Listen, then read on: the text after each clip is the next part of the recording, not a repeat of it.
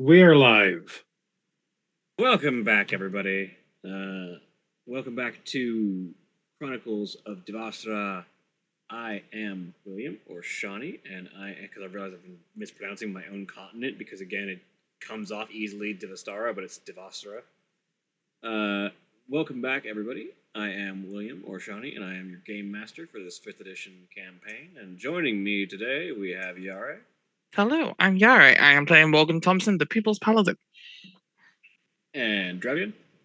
I'm Drevian. I'm playing Ingrid von Ryder, a undead rogue.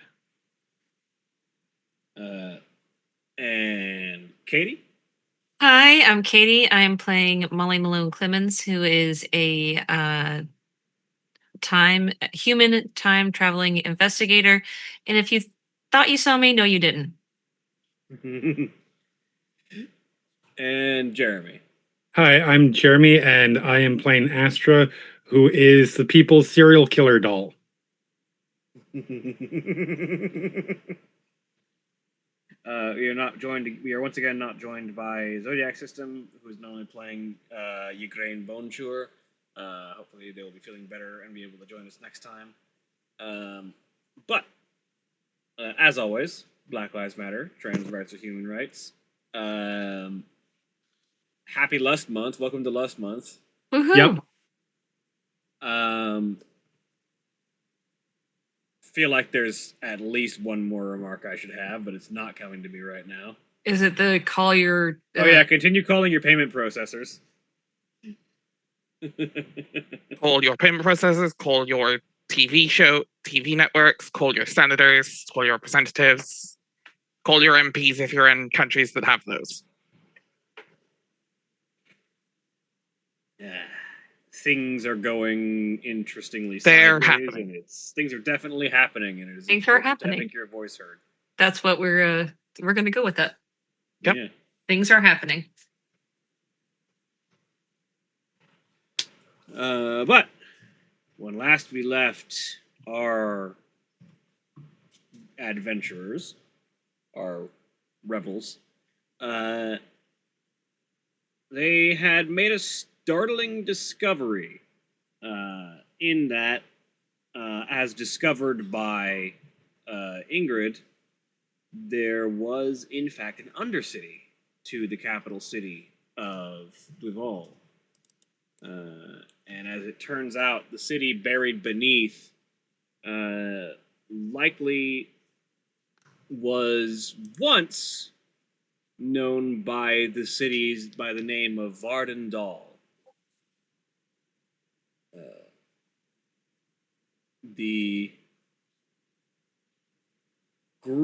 After a bit of investigation, during which Ingrid discovered a graveyard, found out it was haunted, left to go tell everyone about said haunted graveyard, and then brought Astra back to once again investigate said haunted graveyard, only to learn a little bit of the unknown history of what happened to Vardendal and why no one knows about it. And along that same time, another conversation had happened previously at the party that the group had been going to between Patroclus and Morgan. And plans are being made while the living ones were sleeping. The unliving and constructed ones were investigating. And I believe, unless I'm mistaken, we left off with the pair of you either still in the graveyard or just leaving the graveyard. I think we had planned to leave the graveyard. Yes. Astra was very unhappy and threatening to set the place on fire. That's right. So, the pair of you depart, I assume. Mm-hmm. Are you just heading back to the Nidhogg, or are you going anywhere in specific before there?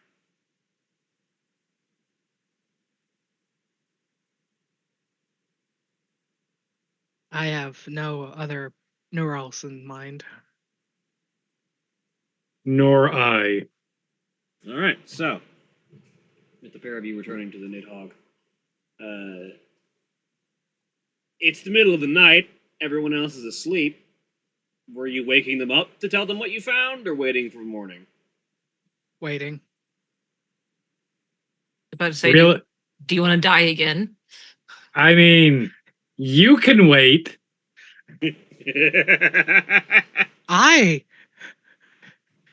Ingrid goes to her library and starts researching more about banshees.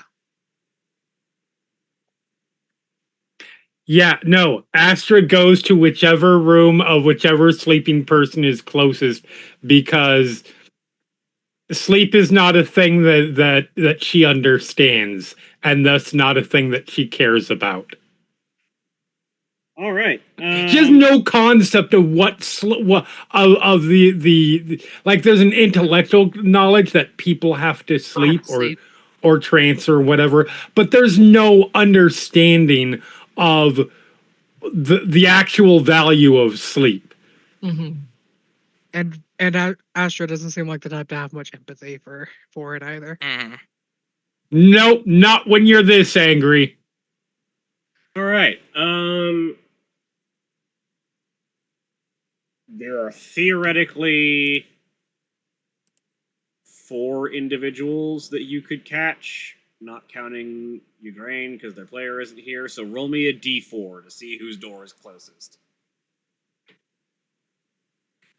Give me just 1 second.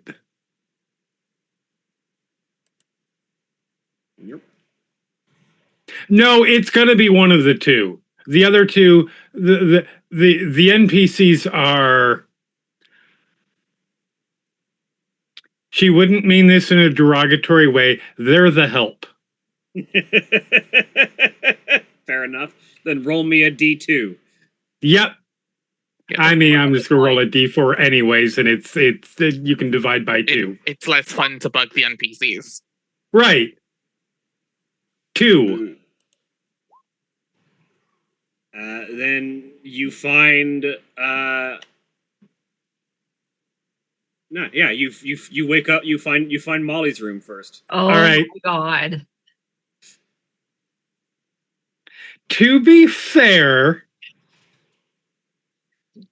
Astra does not like just open the door and walk in. Instead, there is as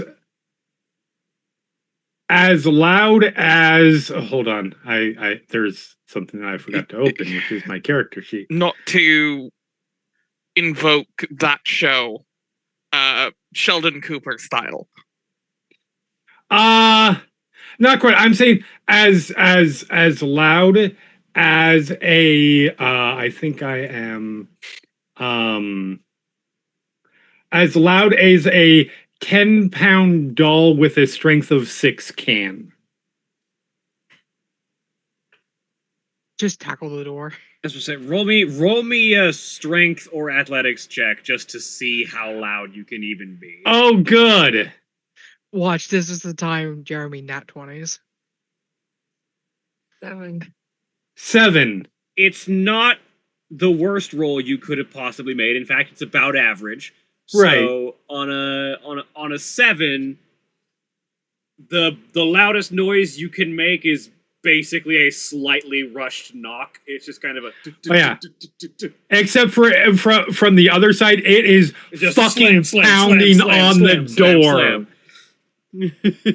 like slamming the door as hard as you can is coming out to a average but slightly rushed knocking. It's okay. I have another option if this doesn't waken. He's going to Eldritch Blast the door.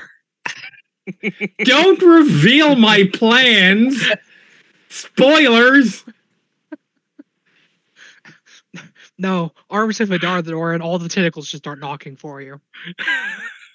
So Molly, how light of a sleeper are you? Not very. All right. He's a pretty heavy sleeper. Roll me a perception check with disadvantage. 8.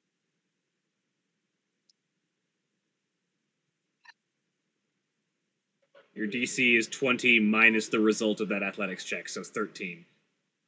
Disadvantage. Roll. Still made it. Jesus Christ. Something was keeping you up tonight, and you are not as asleep as you would like to be when the knocking comes to your door. The other two are out and about doing shit. I'm concerned about what trouble they're getting into. Who is it?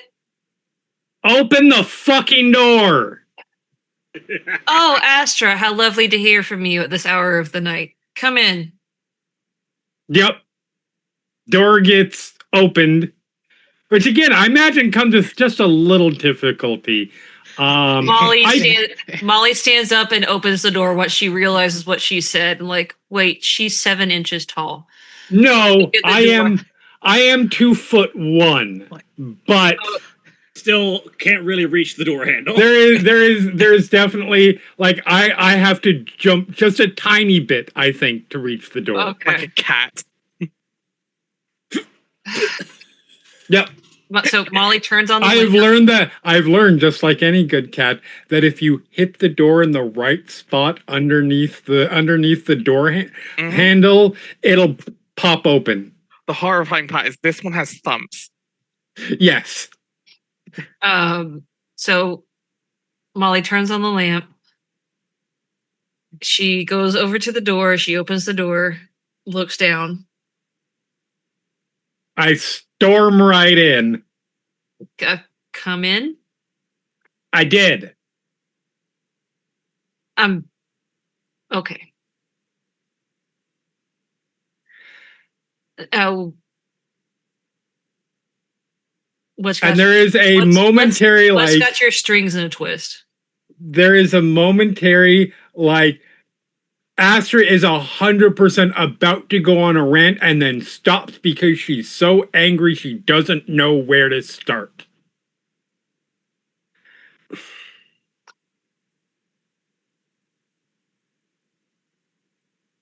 Okay, do I need to start asking questions? No.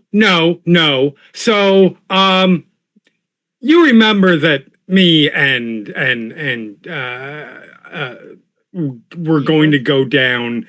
Yes, I know that's Astra right now in emotional state.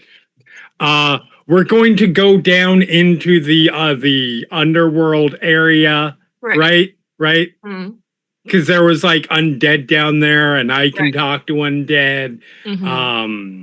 Or rather, I can speak Elvish, and it was Elvish undead, and we're both not technically alive, so they're probably not going to hurt us. So that all happened, and yes, they didn't hurt us.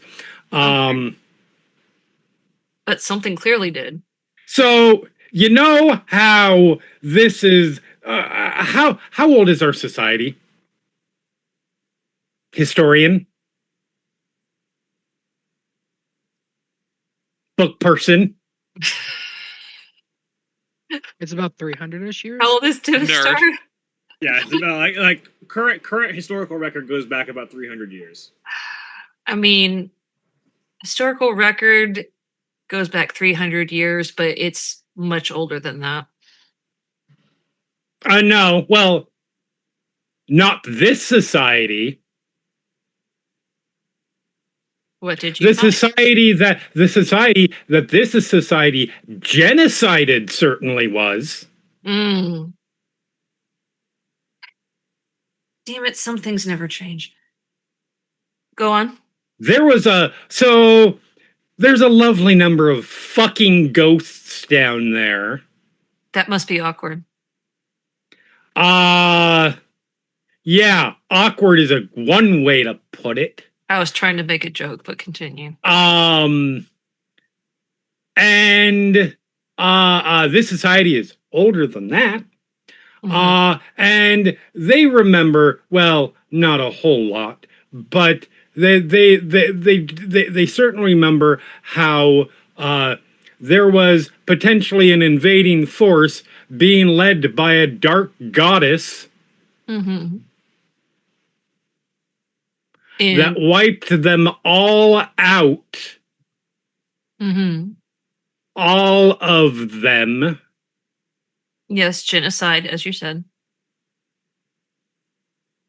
I'm waiting for your anger to hit. Listen, I am angry, but I'm also a historian. This is not my first genocide, okay?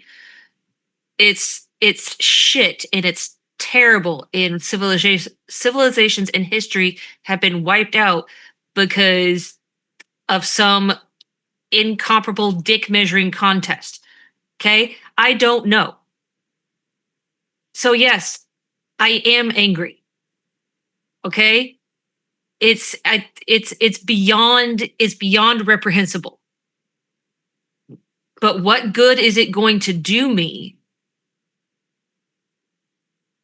to lead with anger until I have all the facts, and then we can formulate a plan to figure out what we need to do next? You're not helping. Look, you knocked on my door. You wanted my opinion. You want another opinion? Go knock on somebody else's door. Cool. Turns around and walks out.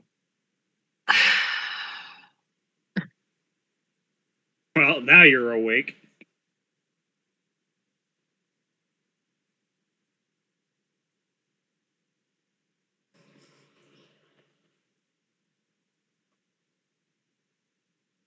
So how far to Morgan's room? Not far.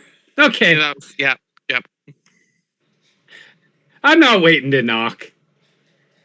Just trying to shove the door open as best you can.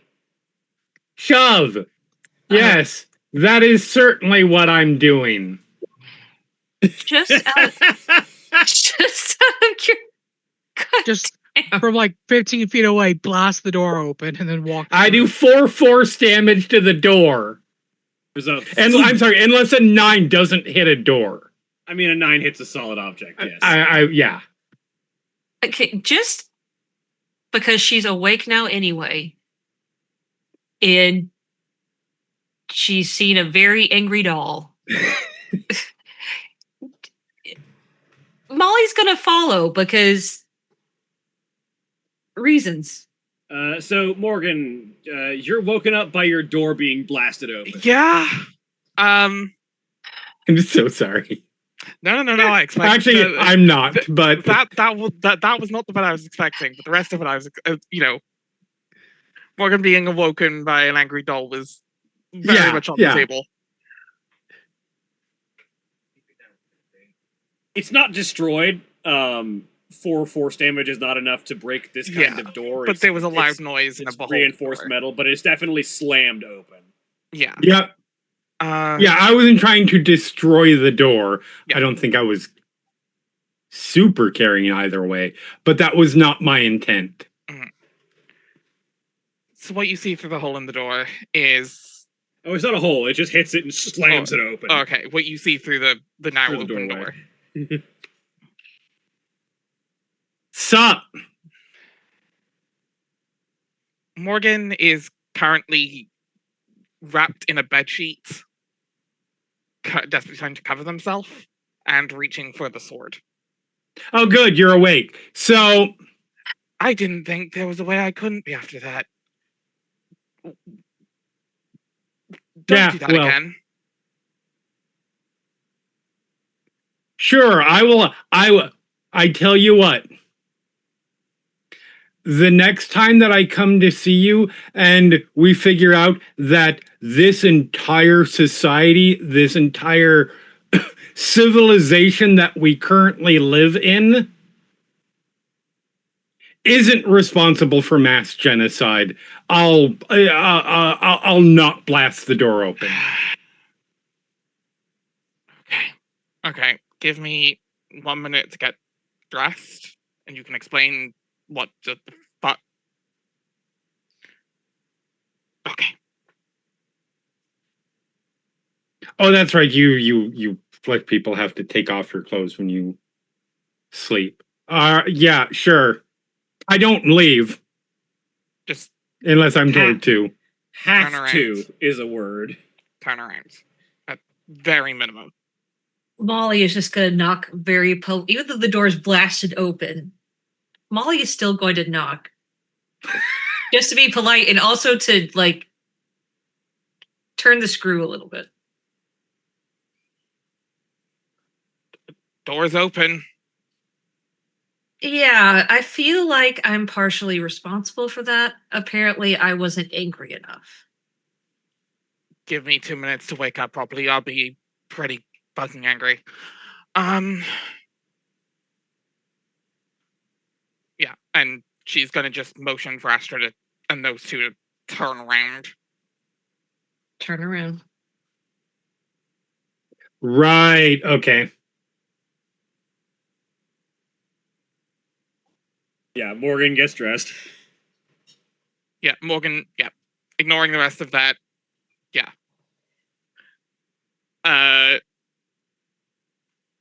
Okay, yeah. A couple minutes later, at least in the casual clothes, not full armor. Yeah. Okay. What about a genocide? Blah. Do you actually say that, or are you? No, I just drop like all the information that we got from down there. Exposition dump. Yeah. Yeah. And I want to make it clear that I said I was angry. I said this is reprehensible, and I said all those things. But clearly, that was not the reaction she was looking for. You're wanting to burn the city down, and I am leaning much more towards agreeing with you at this point. City? Oh, do you think I want to stop with the city? We know you don't want to stop with the city. We know you want to torch the world. To reiterate, this was an agreement by all of the current city-states, the leaders of all the current city-states that are ruling, backed by their dark god. This is not the only place where this happened. So sorry, I said genocide. I should have meant genocides. Because I'm assuming the rest of the land wasn't just empty. Yeah, historically very common. It does not surprise me. You keep saying historically, and I know you're like, future shitting like and all that. That's my well, because I'm a goddamn historian. That's kind of what I do. I'm just saying. People in patterns in society, if we bothered to keep records for long enough, would see the same thing. I hate to say it, but because there's not a record of it, and unfortunately, people keep repeating the same shit. Because people are all about. I mean, sounds like when there is records of it, that people do the same shit. They do the same shit and they burn the records. Which makes my job a whole hell of a lot harder.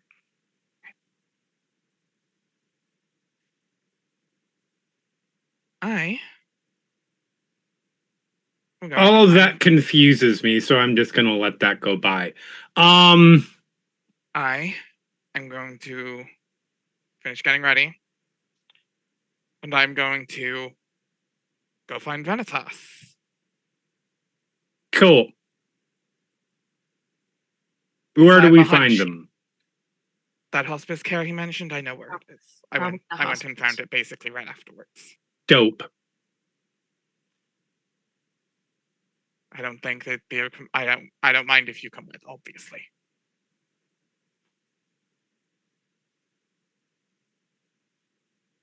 Screw sleeping tonight, I guess.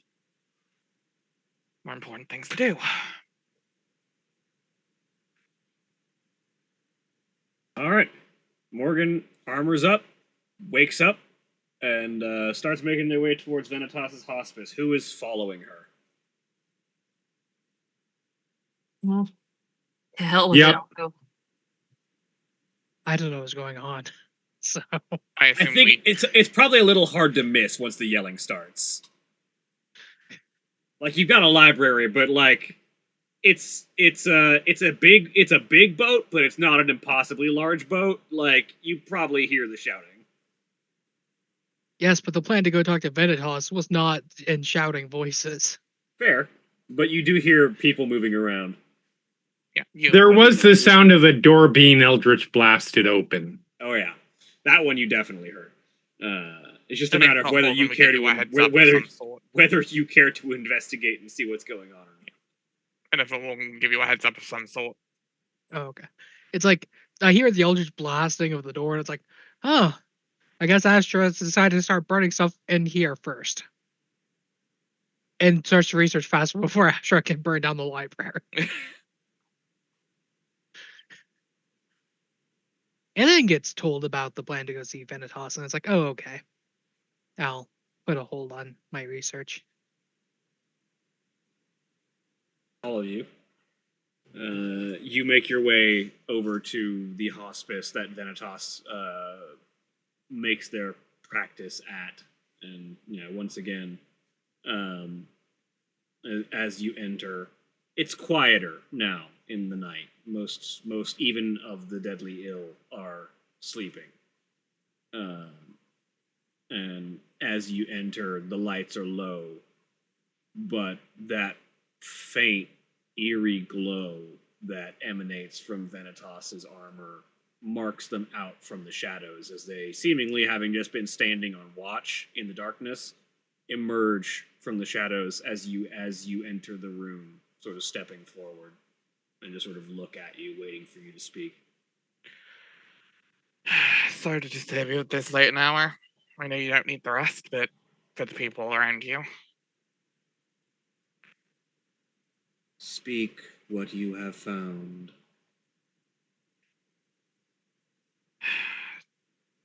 My companions here found out about the city underneath this one. Long buried graves.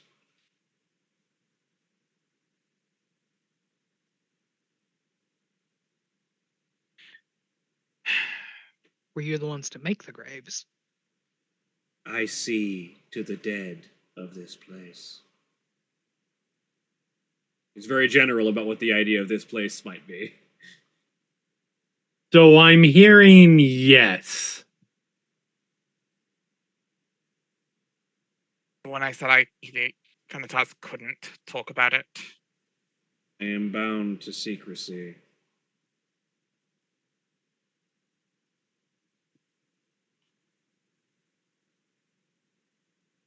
Dope. Well, we're just gonna drop some details, and if you want to twitch an affirmative or like confirming or non-confirming ways, you're not dropping any secrets at that point, right? Alternatively, to guide us in the correct direction to get the rest of the information. It'd be dangerous for some of us down there.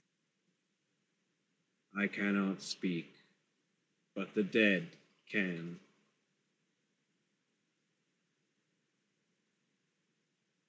I'm under the impression the dead don't really want to talk to the living. I mean, They listen with the right presence and the right offering.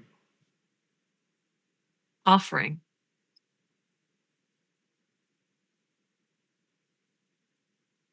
I am versed in the care of the dead and the dying. That which goes after, I am versed in as well.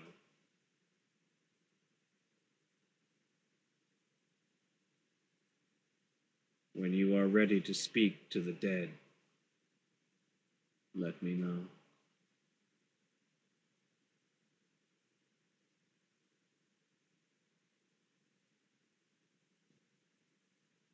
I got nothing else I'm doing tonight. I'm already awake at this point, and I'm as angry as Astra wants me to be. So Thank you. What is our. First, we have to determine our purpose. What do we want to know from the dead?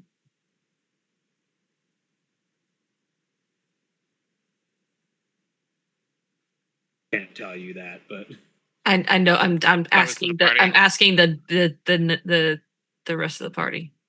I'm the motivational expert. I'm not so good with the ideas part right now.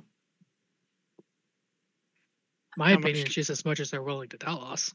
Okay, so what is our goal? Is our much- goal How much telling- were you told of the story of the actual attack? okay? So you want to know their history? What What happened? There's so okay.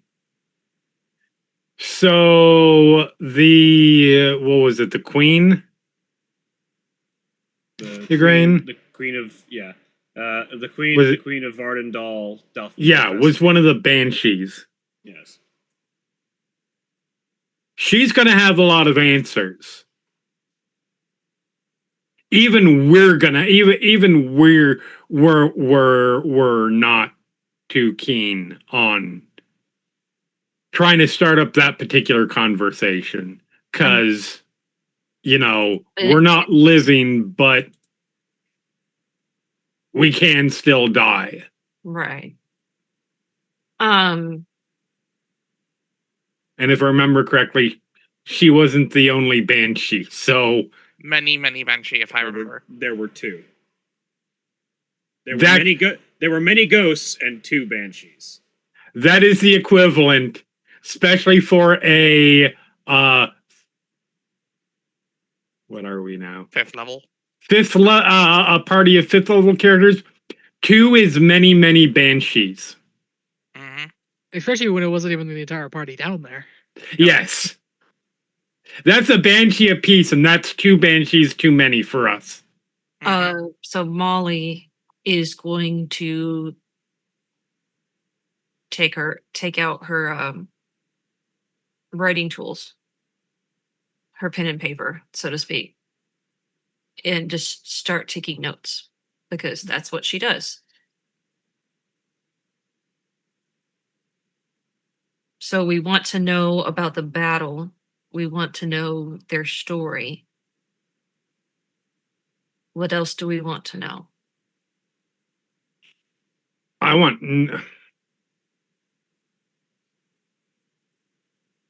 Personally, I want to know from the Queen or anybody who's in the know exactly what went down. Like, no offense to the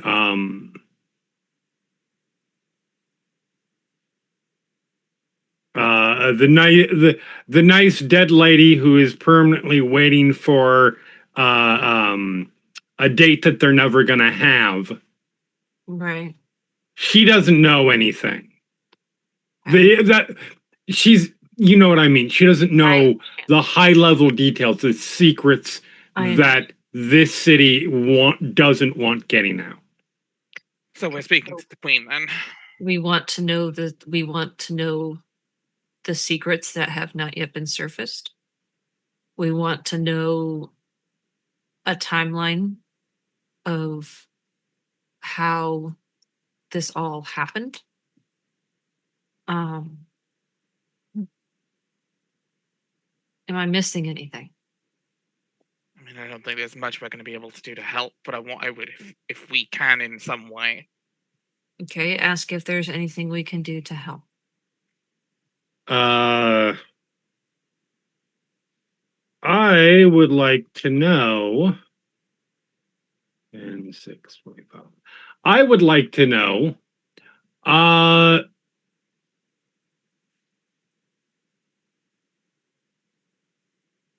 The names of the. I know this was 300 years ago, but I'm willing to bet that most, if not all, of the leaders of the various city-states were still around at that point somehow.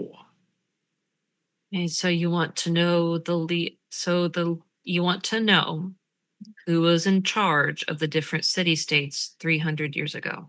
I want the lore dumps. Yes. I don't know what that means, but I want it. We'll take it down. I have a guess at least one of them was still alive, but it's hard to say about the others unless they're elven. They had the backing of a dark goddess or god. Their lifespans are probably whatever that particular entity wants it to be. So are we thinking this is a god we have dealt with before or a different one? My best guess is they're referring to grandmother, That would be my guess too. which I don't necessarily think there is maybe dark as the people are saying, but someone coming to genocide Dark. under that god's name would be considered a dark god. Right. Okay. I mean, that's how much darker do you want them to be? You're implying the god ordained this. I remember what we heard. I forget, did we even hear about that with the daughter being maybe on the outs? Hmm. I forget how much we heard about that in character. Yeah, I honestly I don't remember. From what you got off the door, I believe, is where you got the recollection. Yeah, because the daughter was a betrayer. Yeah, because this is where my theory brain isn't clicking with character brain right now, and I'm not sure if Morgan. Right. Yeah. Like, Again, well, yeah, but it's been 300 years. Like, at least one relationship's gonna sour during that time. That doesn't necessarily mean that we don't know when that soured. So let's find out. Okay. Now I can speak Elvish. I cannot speak to the dead. I cannot do either. That is my task. cool.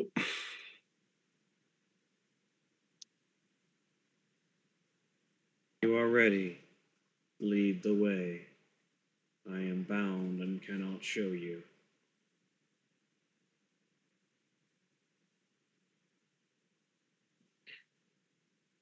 Molly is going to gesture to Whoop. Astra in Yep. Ingrid because they know. I start walking. I place a hand on Astra's shoulder and Yeah. call. Before we do, it's not Molly, Bach Morgan, whichever M character. The little Heidi trick you do. You're kind of wearing full plate armor. Yeah. Morgan pushes down on the front of the chest, the chest plate, the plate, and casts Path of Penetrace through it. It's kind of the moss that adorns the plate armor kind of spreads a bit and kind of covers it like a ghillie suit, and then there's this sort of like trail of leaves that spread across the ground and sort of circle around each of your feet. And you find that wherever you step, you leave a few leaves that then dissipate into the air, but no footprint behind.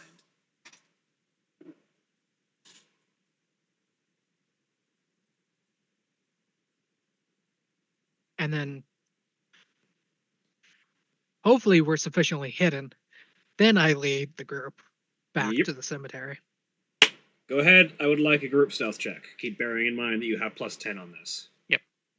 Oh, what? And I believe the plate doesn't give me disadvantage, just Stealth check. Oh, Stealth check. You have plus 10 to whatever you roll. Gotcha. Because it passed without trace. 28.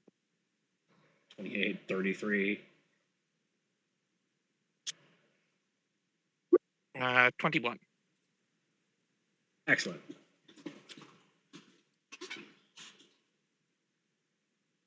The group of you make your way down into the Undercity. And now that the rest of you have a chance to see it, well, actually, that's a question. Most of you don't have dark vision. Are you bringing a light source or just trusting Ingrid to lead you? Do I have a light source? We probably got torches and stuff. Ingrid would prevent you from lighting a light source. At least until we get to the cemetery itself. I'm just gonna follow Ingrid then. Yep. Fair enough. So you don't get to see any of the architecture on the way through because you're blind. It's dark. But you follow them through, and eventually, the low, eerie light of the dead begins to illuminate the absolute darkness into a dim light. And as you get near to the graveyard, Vanitas puts out a hand to stop Ingrid from continuing to lead the way, and steps forward. As he does, as a reminder, Vanitas's armor is covered in vocational scripts and relics of the dead, last words, seals of recognition and mourning. All of that text, all of the scrawlings of the dead, all the words of those long gone begin to glow with this light of faded green, the essence of life energy flowing in and out of the script itself, memories of those long gone, of the hundreds, thousands, maybe even more that Vanitas has seen cross the veil and taken memories of them. He exudes an aura of... It's not death, but it is stillness and peace. As the air around him is lit with the umber glow of the light of death, he steps into and opens the gate. And as he does, the ghosts that normally would swarm at anything living turn and look as this beacon of the dead and dying in the afterlife steps into the realm of the dead. The ghosts calm their frantic hurrying and almost seem to have a moment of clarity in Vanitas's presence as he steps forward. He gestures for the group of you to follow. Yep. Follow Absolutely close behind. follows.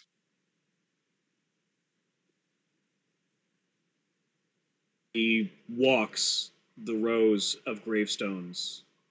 As he passes, he takes a moment to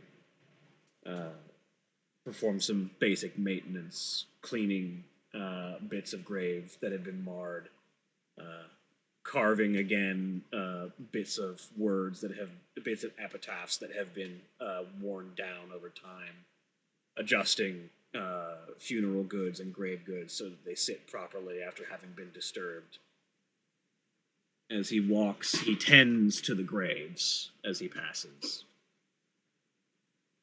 And eventually, this being that exists outside the cycle of life and death and yet is sworn to it finds its way to one who is lost in it, as Vanitas eventually comes to stand before one of the two banshees. It looks down at the paladin, and you see pain and sorrow, the unearthly sadness that suffuses the banshee gives way to a more somber melancholy. This being is still bereft, grieving an age gone by. But for the moment, their cry seems sad, mournful, rather than deadly. As in Venitas's presence, the banshee sobs. Why do you come, Gravekeeper? I would be left to my mourning. To which Venitas responds, I come because there are those who would know your tale. And sort of turns and gestures to the group of you. Those who would honor your legacy. He sort of stands between you and the banshee, sort of off to one side, and just gestures for whoever would like to step forward and speak. Well, Molly's got the questions. Yep. On speaks Elvish. And speaks Elvish. Yep, Morgan does not pipe up, surprisingly, because doesn't speak Elvish. So Astra is using a surprising amount of restraint considering the past hour and a half or whatever it's been. Yep. In game. So Molly is going to take out her pen and paper, but first she's going to kneel and she's going to have her head bowed in respect and say, we come to do you no harm. We come to honor your legacy. We come to hear your story. May I speak to you?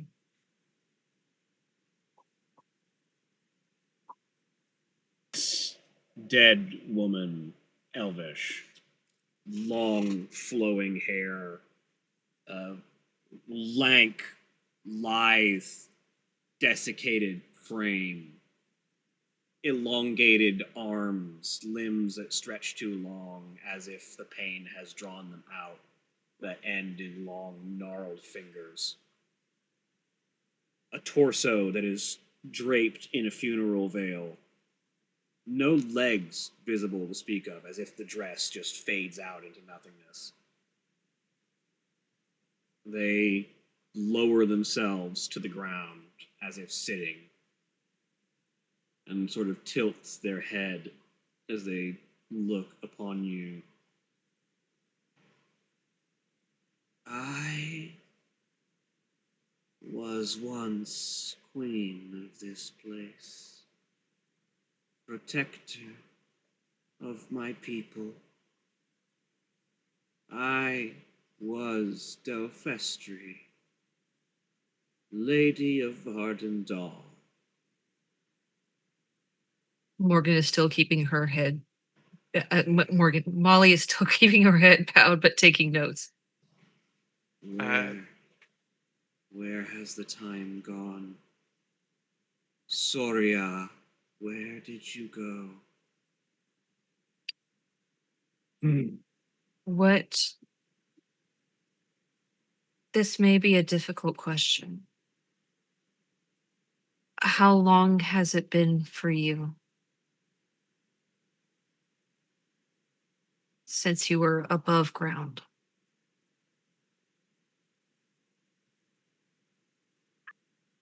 Any lies that have been forged in time since.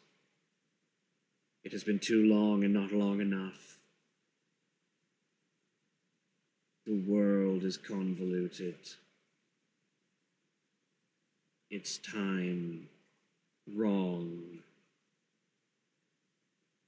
Eons and yet none.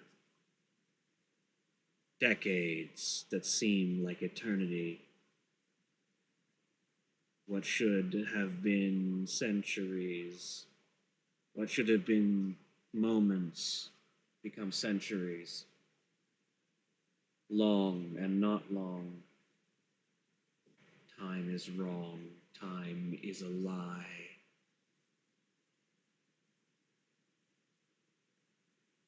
I cannot begin to understand, but I hear your sentiment. What led you and your people here? What happened? The war of lies. Who led the war? The Dark One, shrouded in deception and mystery, unknown, masquerading as Savior. The 12. The came. 12. The legions of 12. They came. They eradicated in the name of a new world.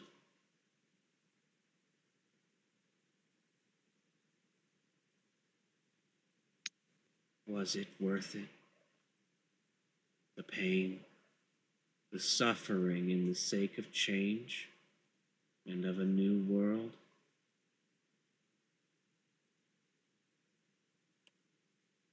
I cannot see. Too much has been taken.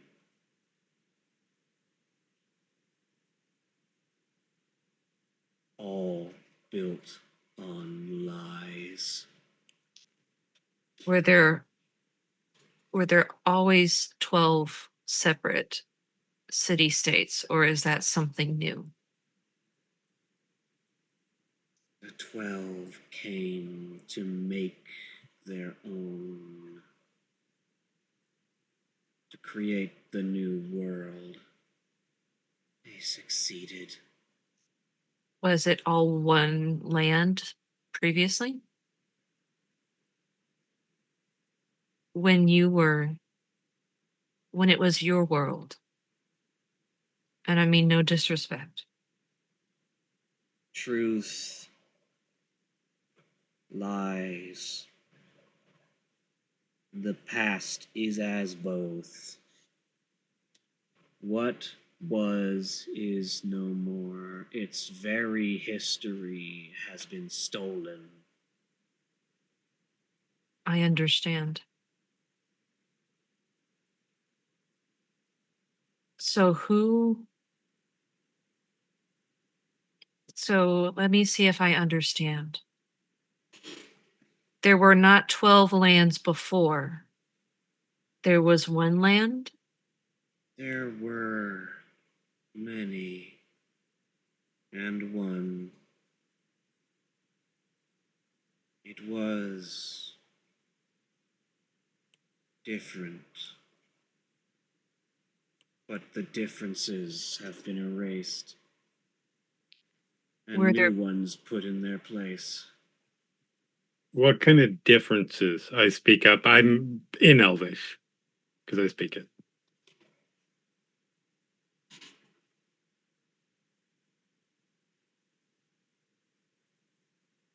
The old world.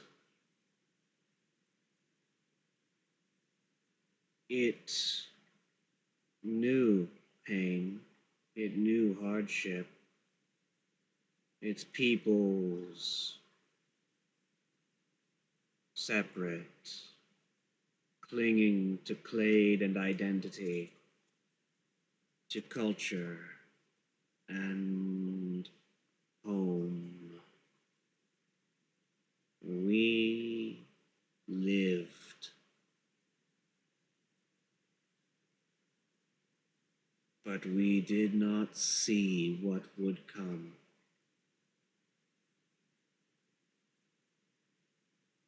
Soria, where did you go? You who could have seen this. You I beg your who pardon, saw. but who is Zoria? The silver tongue that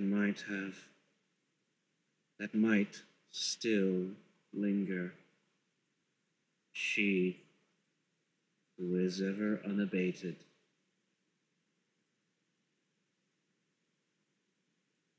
Where did she go? She stood with us, and then she was gone.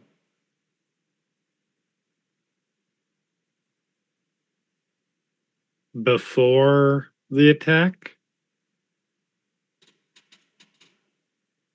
When fire and steel came, she was at our side.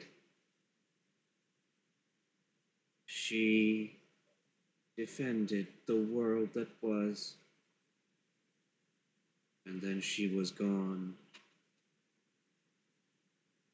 And without her knowledge, without her guidance, we fell alone, disparate.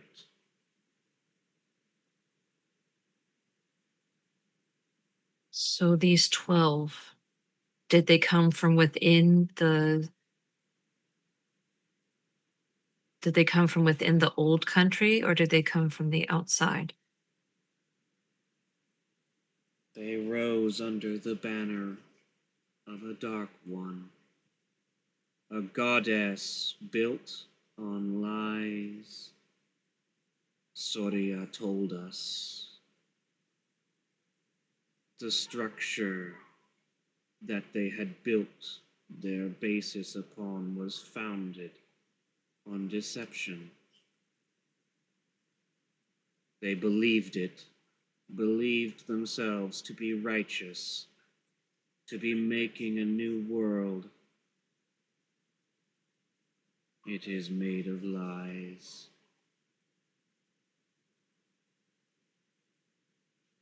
All too unfortunate tale that has been told too many times. Do you know the name of the dark power? Always it was shrouded. It wore the name of defeat. But never was she so cruel.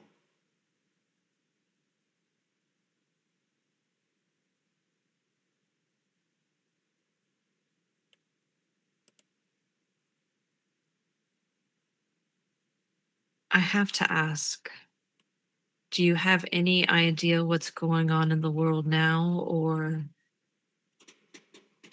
I know only the pain of my people, their suffering. They cannot move on. They are, all of them, bound by the power that rests above, shackled to the earth. Veda? They thirst for vengeance, and I cannot give it.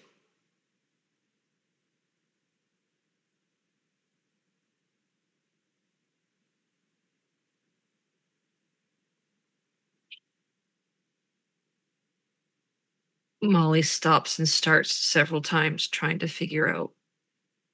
I long to scream, to wail, to let the world above know my sorrow, but the chains have bound us.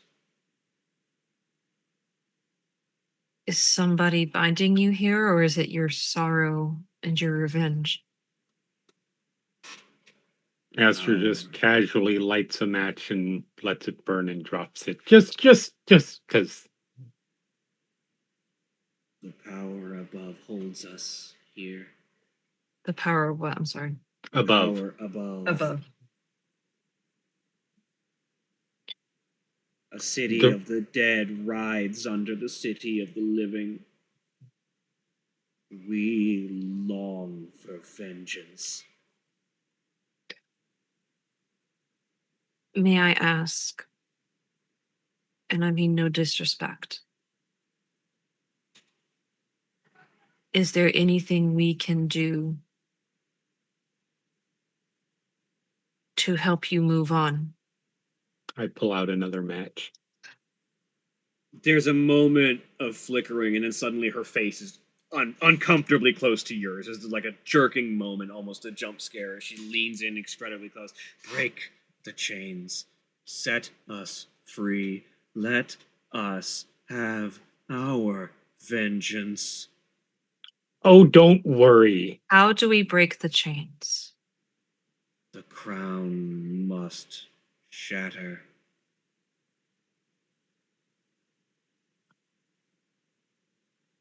So the current ruling people, for lack of a better term, Its power binds us, a ward against our revenge. Shawnee, for clarity, we've seen, because, yeah, brain, more than 3 days back. We've seen the ruler of this particular Yes, Braden place, Lockhart. right? Yes. I'm just going to, as quickly and accurately as possible, and I'll even roll something if you want me to. I don't know what I would roll for this, but I'm going to try take out my take out a dagger and really quick sketch his crown on the ground. Of note, he wasn't wearing it in the parade, but it was on his statue in the square. Okay, well, cool. Then that. So yeah, And is that what we're talking about? she hisses at it. I think Cool.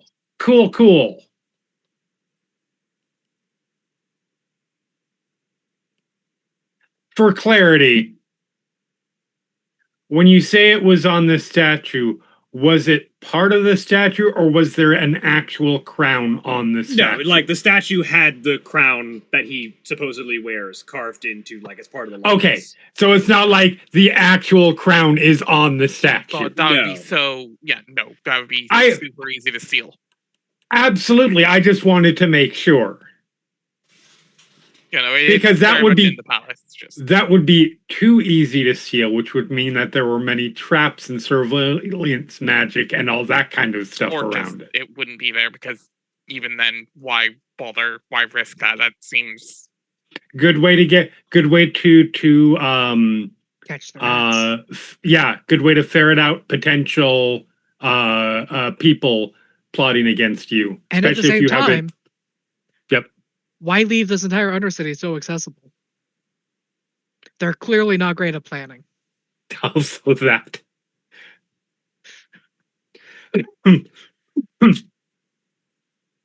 Oh, that don't might not be worry. their intent. They may not know about this access.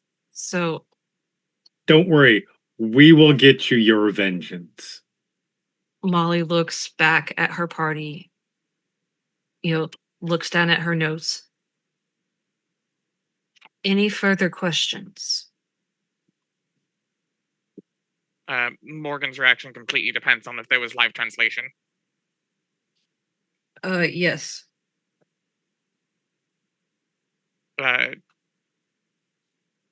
Morgan is just staring down at the ground right now. There's not really much of a response. That's fair. Does she know the names of the 12?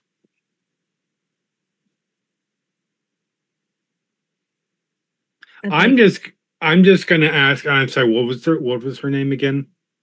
Belfastri? Pestry. Delfestri. Queen Dilfestri, if we need to, now that you know us, could we come back and talk again if we need more information, respectfully? She sort of looks across the group of you.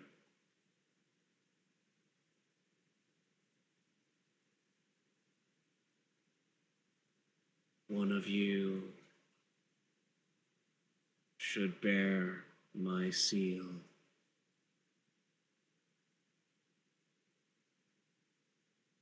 Okay. Turns her hand too long, curls around her face, turns over the side of her shoulder and points. As you look, you see that there is a memorial, a massive grave with a statue depicting an elven woman, tall, beautiful, regal in her bearing. If you had to guess, it was likely this banshee in life.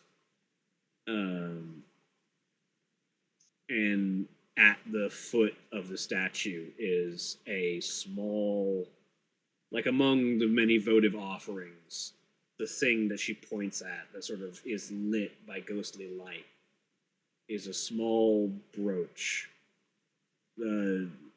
small enough to like clasp around someone's collar,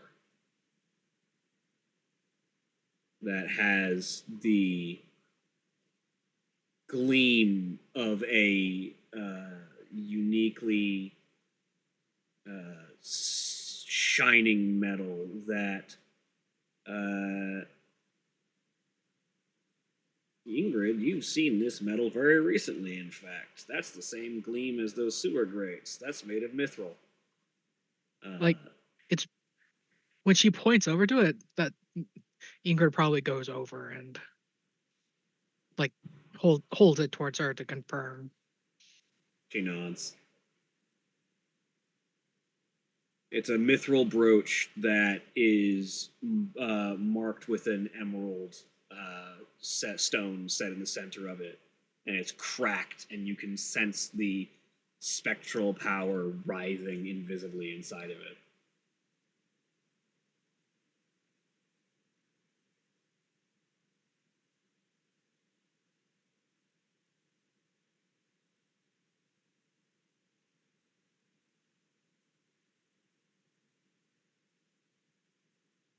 If you bear my seal, you may walk among us, even when the gravekeeper is not among you, she says, looking wistfully over at Venitas.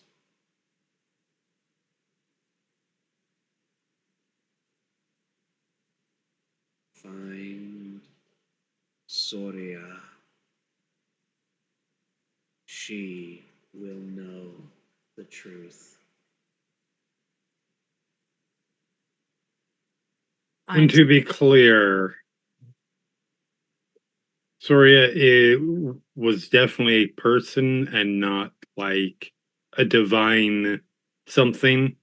She was our guide, our guardian, our protector. She fought for us until she was stolen. Right. She was stolen. I know she lives. Stolen by. Obviously translated by someone. Yes. Yep.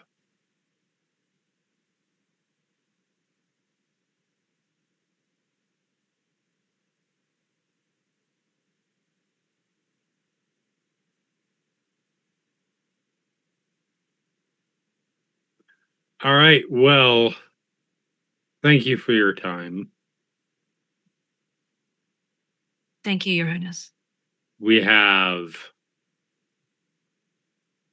a lot to do before we to fulfill that particular promise. We'd better get to it. Does Ingrid still have the brooch, or is that on the ground? Yeah, Okay. Ingrid has it. Okay.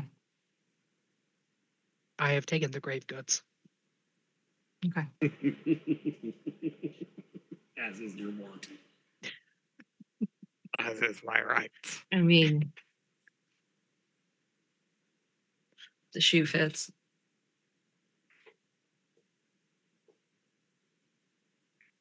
All right. Well, should we go? I believe we're done here for now. Yes, we shouldn't disturb the dead longer than they need to be.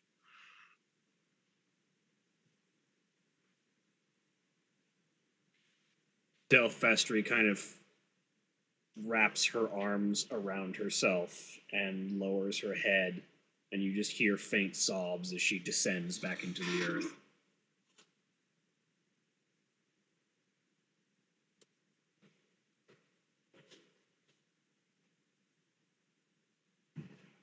Let us go.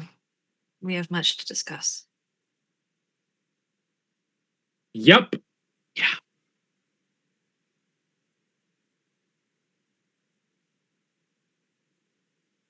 Back to the ship. Mm-hmm. Follows you until you leave the underground. If you need me, you know where to find me. Indeed. He turns and returns to the hospice.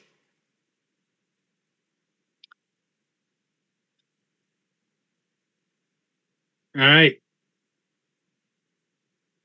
Yep. I'm quietly and probably disturbingly calmly heading back to the runner.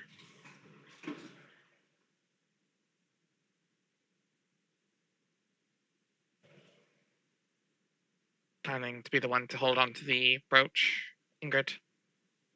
Is that? This is in character. I didn't catch the first part of your sentence. Were you the one planning to be the one? Were you planning to be the one to hold on to it?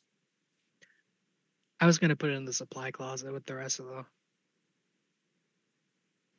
If I could have like 5 minutes to just look at it. Yeah. Morgan's taking a look at the seal on it, and then once they get back to the, manage to sit down at some point, pulls out that pot of red paint that she uses to write on her gauntlet, and is itching that into the gauntlet in with the oaths.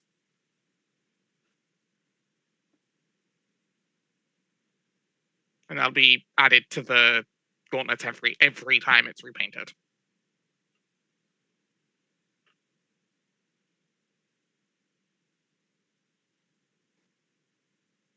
Once we get back. So, thoughts, comments. That brooch is probably magical, by the way. Oh, probably. Oh yeah. So you're saying I'm the assuming. investigator should cast identify on it. Could do that.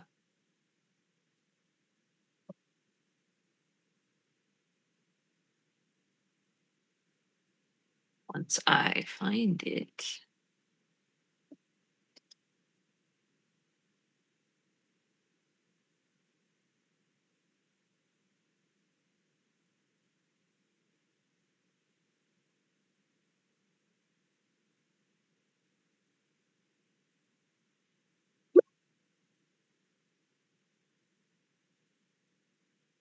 What you have on you after you take a few minutes to cast Identify, what you have in your possession is the brooch of the Banshee Queen.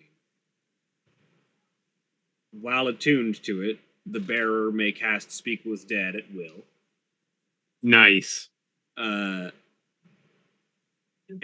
additionally has advantage on charisma checks for communicating with the undead. Very nice.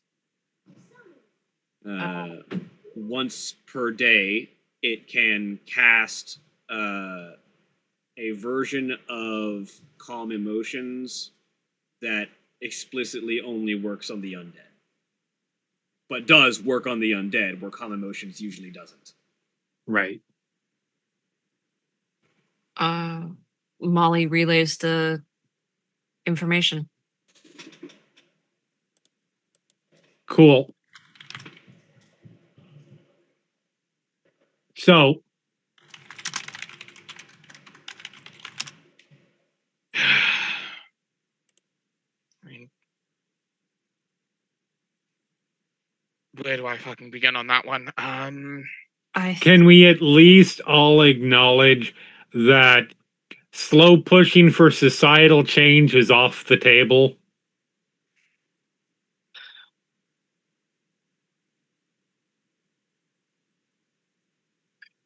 I think it can go hand in hand. Teach them to help themselves while deposing the tyrant.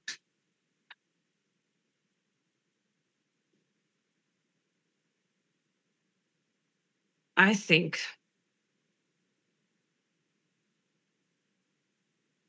we have, it seems to me, after the conversation and based on the notes, that we need to do two things first. The first is to figure out who. I'm sorry, is it Zoria? Soria. Soria. To figure out who Soria is. Soria. Soria. Okay, Soria. That's not a name any of us has. Nope. We need to figure out who Soria is, who she is, and where she is. We also. I'm going to assume either in a dungeon or perhaps not even in this city anymore. Again, hence we figure out who she is and where she is. The other thing we need to do is make it into the upper circle.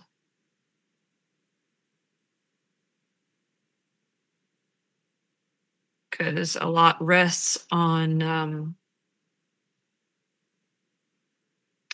breaking the crown, so to speak. It's not so much the upper circle. We need to get into the palace itself. I mean, that's the uppermost circle. Yeah. We were in the upper circles. That might not be a step for this visit, but if I can get my hooks into Patroclus, the one that was at the meeting, he seemed receptive to change, just hesitant. I mean,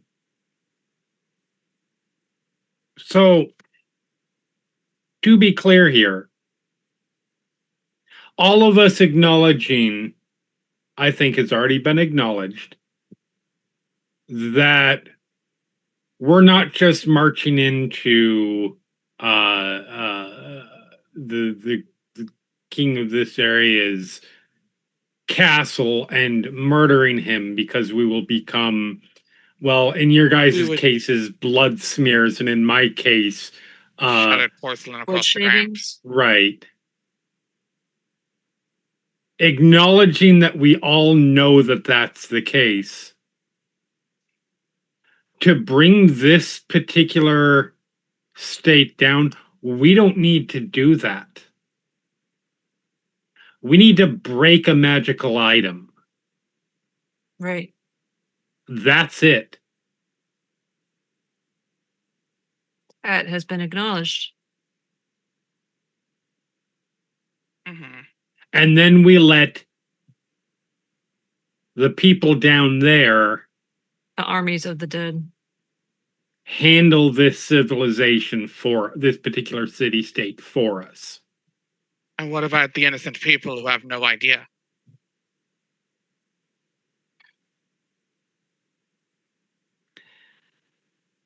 You don't get the sense that the ghosts will be able to make that distinction.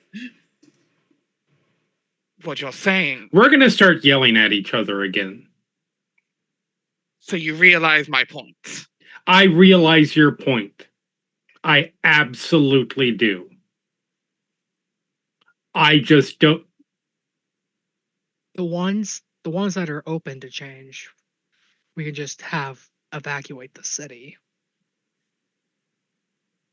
Because if they're not open to change and they want the status quo, then they're complicit in the wrongs. But where do they go without it looking like a mass exodus? That's sure to get on somebody's radar. don't know whether I'm completely comfortable with just letting the floodgates open to a horde of ghosts. Okay. I've had a lot of work first to protect the ones that don't deserve it. So I have a question. So this is the second city we've been to. The ghosts mentioned that this had happened all over. Mm-hmm. My question is, and she looks at because it's common knowledge that Ingrid went underneath like the other city, right? Like we all know that. that Like, Ingrid went under the The High palace of Priestess the cleric, Temple. the High Priestess Yeah. Temple. Yeah. Like that was talked about before. So. okay, I just wanted to make So sure that seemed to be the catacombs of Rumor. Okay. My question is, and she looks at Ingrid, what was underneath the city of Rumor? She describes the like it wasn't Those underneath all of the city, but underneath the High Priestess Temple was this like what I catacombs saw, for old priests. like old knights and priests, and they reanimated when disturbed, and Nothing Any that other forces down there? there's the presumably dead god. Okay, say that again. There's the presumably dead god. Do they have a name? I mean, the one that you Yeah, have been this talking is about. grandmother. Yeah. we spoke about that after. Okay, besides okay, the presumably dead god. Anything else down there? It was a rather small catacomb. There might be more under more parts of the city, but that was what I was able to access. That'd be for the higher ups, most likely. Yeah. Were you able to? Did any of the knights or protectors say anything?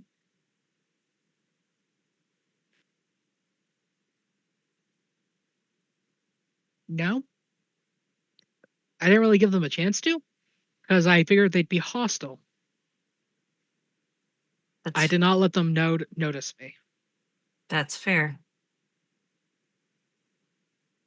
because usually when something like that reanimates when disturbed, they tend to not be friendly. To They're- act first and ask questions later.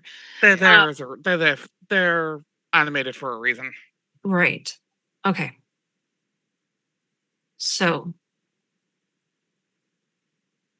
we're going to need to go back to Rumor at some point because I need to see if the pattern holds. It's not that I don't believe. I'm going to mess up the name. Dilfestri. With a D? D. D. Okay. It's not that I don't believe Dilfestri. You want to see it with your own eyes, and I I understand want to that. see for myself because the more pieces we have to the ancient puzzle, the more not only that we understand, but the more we can piece together and the better that we can bring about change.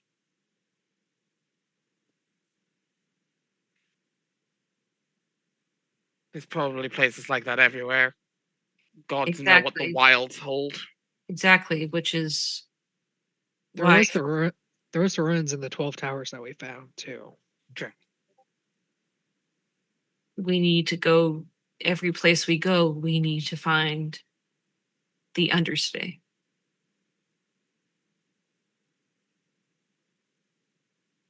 I'm fine with learning about the history beforehand. Hmm? I'm absolutely fine with learning about what came before. Well, good, because that's kind of my whole thing.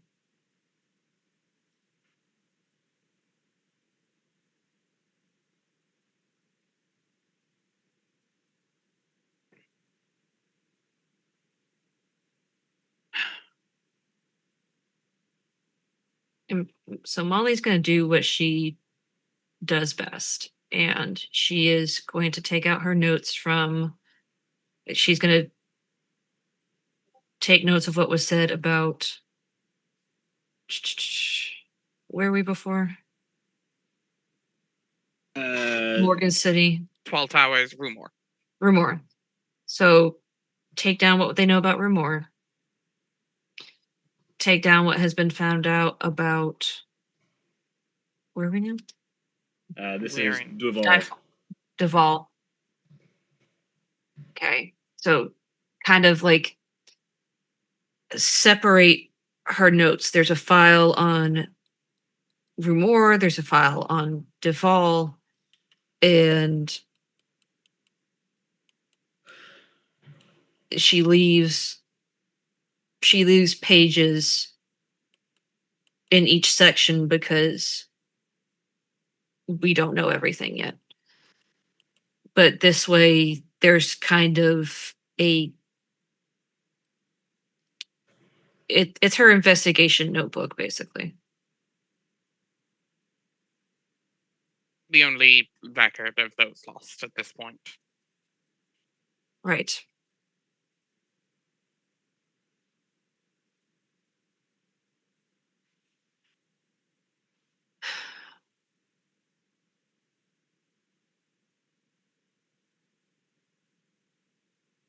So now the question is, where do we go from here?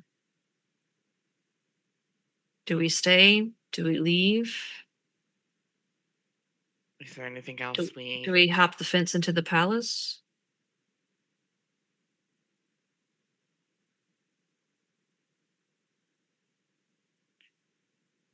I don't know.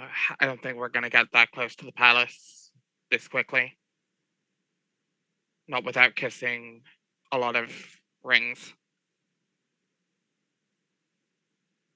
Molly just scrunches up her face at that.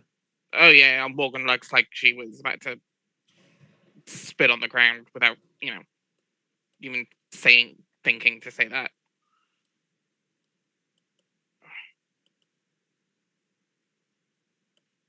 Astra, Ingrid, your thoughts? Getting to the palace is one thing, but the palace is probably heavily guarded and also has like magic security. So We can at least try looking around the upper circles if we can get a way up. you can get to the upper circles through the underground. You So guys that- couldn't see, so I couldn't point them out, but like there's markings that There's Mhm. indicate under what part of the city there is. You managed to find your little criminal contacts then? No, this is just I didn't make contact with anybody. This is just markings on underground. Okay. But that means there is a criminal underground here. Unsurprising. There always is. But Okay, so do we take the underground? it'd be the easiest way through, unless we want to. It would take me too long to, more time than we probably have here to get Patroclus on our side. Okay, so if we're going in and we're going to sneak into the castle, mhm. Or at least the upper rings. what is the goal in doing so?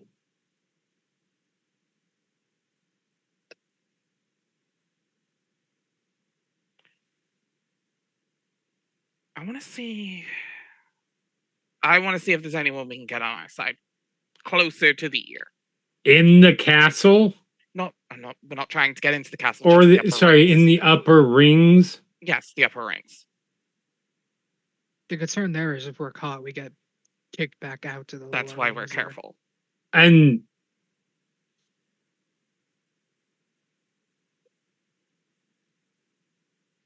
The best If it's bet not a for- feasible goal, fine. Not a problem. Just yeah, Right. an like idea I had.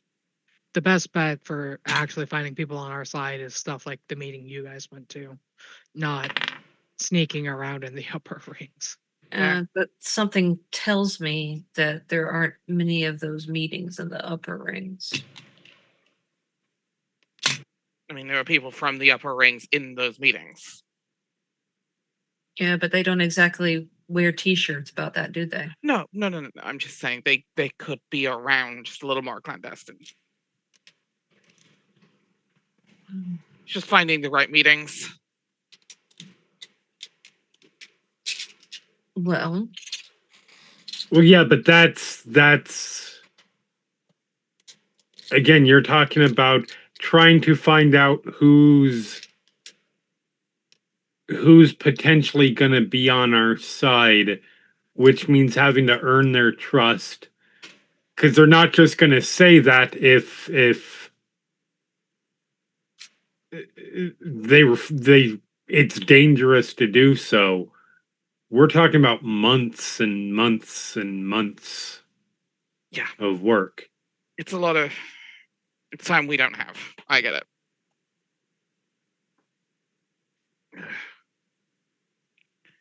If I can Like, find it, great. If not, I'm not arguing my point because I know that it's not really that feasible right now. And thus I don't think I have anything to add to this, because I'm self-aware enough to know that I am one-track minded right now. mhm. And unfortunately, that track is not feasible at the moment. That I am aware of. I would kind of like to find out how possible it may or may not be.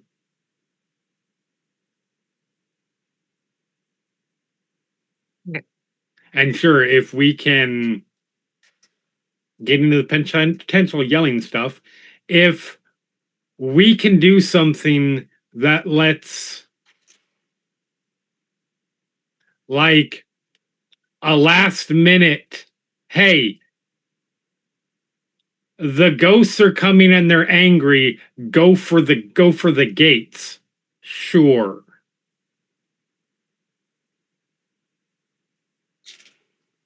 This is gonna sound real cold, but you're used to that from me. I'm more worried about the wrong getting what they're owed than the people who have benefited from it, even the lower class innocent ones. So That's just me. is there anything further we can do here in Duval right now? I don't know.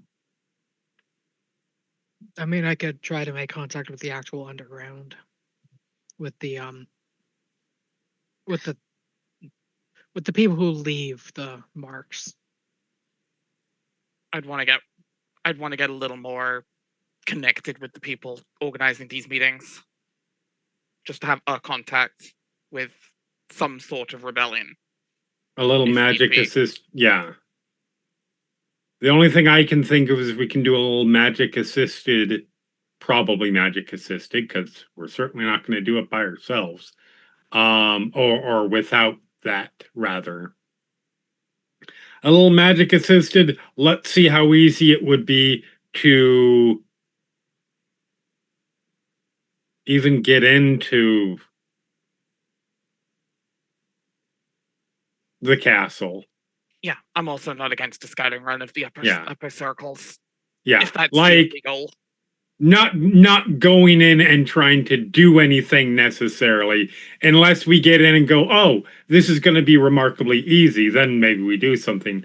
But highly unlikely, but highly unlikely, but you know, Okay. dumber people than us have gotten luckier than that. I don't know how reassured I am by that. Well, no, because we're smarter than those people. It's just whether we're as lucky as those people. Mhm. Okay. It's just another god to get on our side. So Ingrid is going to talk to the underground, or try to get in touch with the underground. Morgan, you want to connect with the palace, or do you want to connect with the people making those meetings? I want to connect with the people leading this cultural rebellion, see if I Leading can the meetings. Okay. see a little bit more than just a cultural one. Astra? I'd like to see how easy it is to sneak into the castle. I understand that is high risk, moderate reward. So, At least scouting run of the upper circles. you know what? Nope, never mind. I have my own plan. And you're not going to tell us from Which those is- words. No, I'm going to tell you. I'm just not going to tell you how I'm going to go about it. I am going to try to find out everything I can about Soria. Okay. Fair enough. I'm Morgan, I'll go with you. Okay. Unless Astra needs a boost somewhere. No, I'm good, thank you. Okay. Just offering. And if I see blood on your little hands, Then you didn't. will see considering conversations this evening. I'm not gonna go murder the random people in the city. I'm gonna let the ghosts do that, but I'm not gonna do that now. Morgan just I mean, I sighs. should applaud your thinking of others, but I don't know if I can. It's fine. But that's growth, kind of. Not really. No, Astra's this is just me. Astra's been pretty adamant the ones that they really want to kill are Listen, wizards and the others are collateral. I get it. I'm just trying. I'm trying to be kind to Astra. Okay. I simply have little patience for the people who are willing who are if they don't know, they get a very small amount of leeway from me. But the people who are benefiting Understood. from the pain of others. Understood. Glad to know where you stand at least. And Morgan's gonna stand and walk off. I'm not gonna kill anyone unless I absolutely have to. Molly looks over at Morgan and said, "That's the best we're gonna get." She's turned around Yep. going at that point. I wait until they're gone. And then I think in my head, hey Sword, do you know anyone named Soria? Yeah. Immediately the ghost shows itself. Perfectly valid way to do that, yep. Yep, wait until everybody's out of the room and then yep. I remember Soria. Cool. She was wise, cunning, a leader. She stood in defense of the innocent wherever she could. Yeah, we got all that stuff already.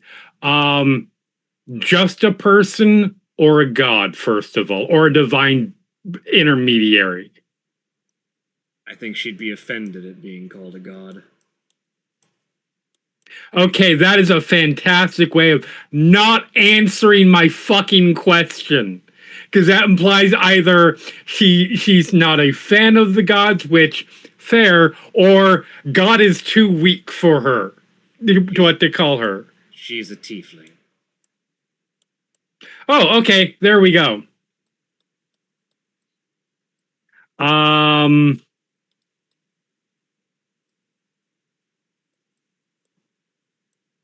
When did you last hear about her?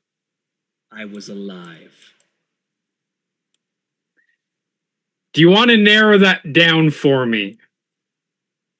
Don't really have a scale of time, having been bound to a sword for how long I've been dead.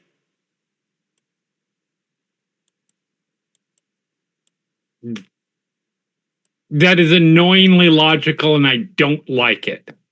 But fair. geopolitically, what was the situation? Because maybe that can help. Like, okay, let's change this up. Did you know that she just randomly vanished, or was she still fighting the good fight the last time you heard of her?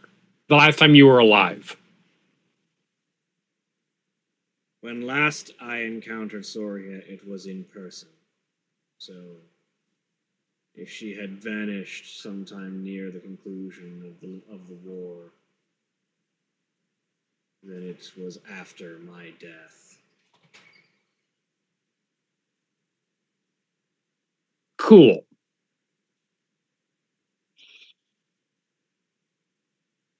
Can you do me a favor? And I pull out a piece of paper and a pen. And I am going to ask my sword to describe her in as much detail physically as possible. And I'm going to try to do an artist's rendition. I am trying to get as much as close to physical as possible. So I don't know. Maybe it can count as a scrying if we ever find somebody who can scry for us or anything like that.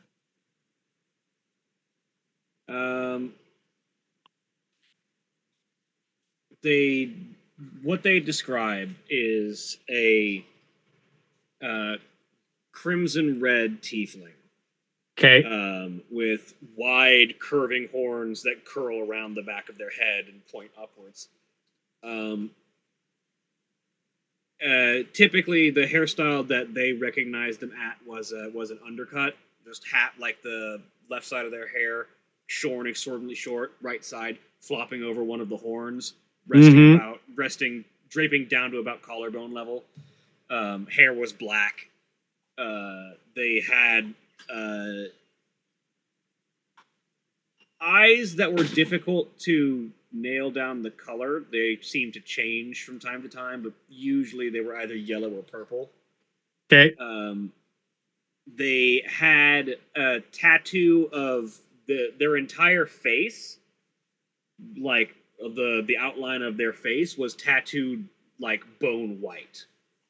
The rest of them still blood red as usual for tiefling, but their entire facial cover had like a mask style tattoo of their entire face tattooed white. Okay. They were tall,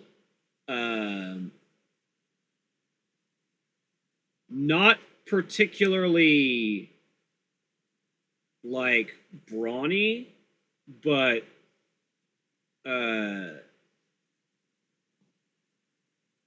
curvaceous is the best way to describe them. Okay. Not lean, not heavy set, not brawny, but in modern terms, she's thick. Right.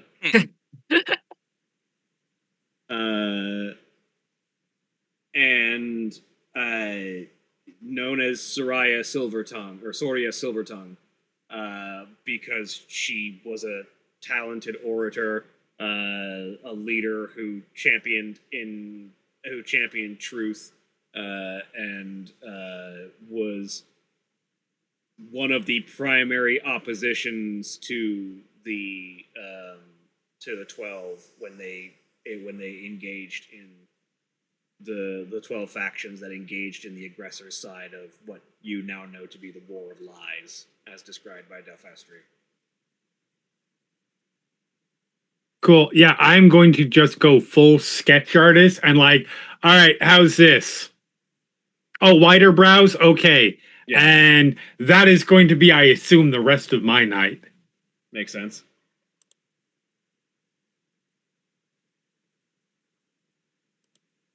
Part of me wants to point out that I never said I was going anywhere.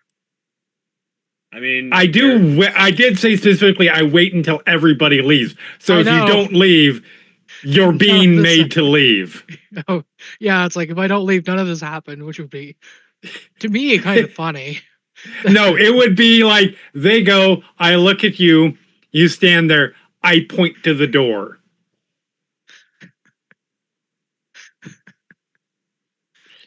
But yeah, like Yeah. I'd go back to my library and like Cool. start like organizing notes about the thieves' cant that I've seen to try to find more patterns. And Yep.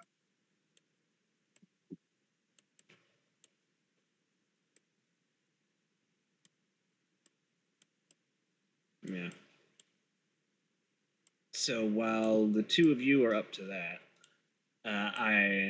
as Morgan and Molly take off to go try and see if they can maybe get an in with the puddle jumpers at some point, I think that is an excellent point to take a break. Remember, when we take our break, you take your break. So sit up, stretch your legs, do whatever you need to do, and we'll be back in just a few minutes. Please enjoy these commercial messages.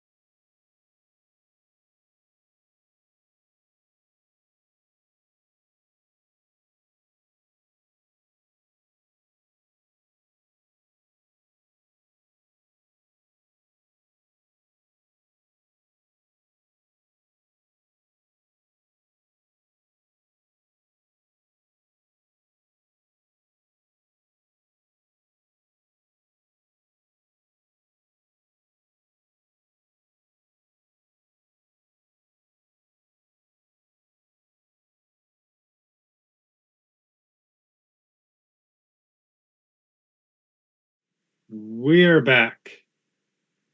A dinosaur story. I'm gonna kill extra innocent people for that. Try it. You can't be everywhere. You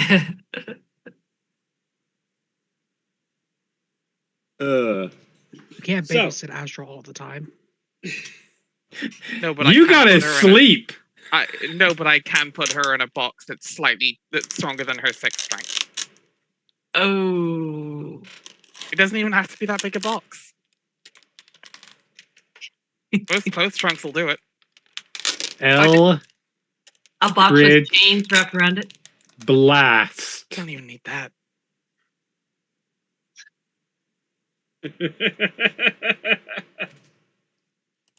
So can you cast it with hands behind your back? That depends on how thorough the shackling is. Yeah. Just curious. I'm totally not a part of this at all. But as Morgan and Molly make their way out into the city, where are the two of you headed? There probably wasn't a specific name to fuck or shit up. What? yeah, there probably wasn't any specific names put to the meeting, right? Yeah, surprisingly, for a meeting of a secret society, a lot Yeah. of people didn't feel like sharing their names. Yeah. How weird. What's up with Yeah. that? Weird.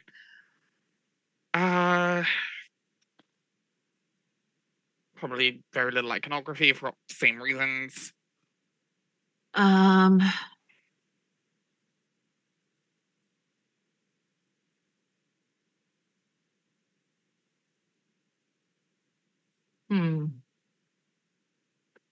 Where was the meeting place? That was my next idea. Up in the philosopher's ring. Yeah, and that's open enough so we can make our way up that way. Yeah.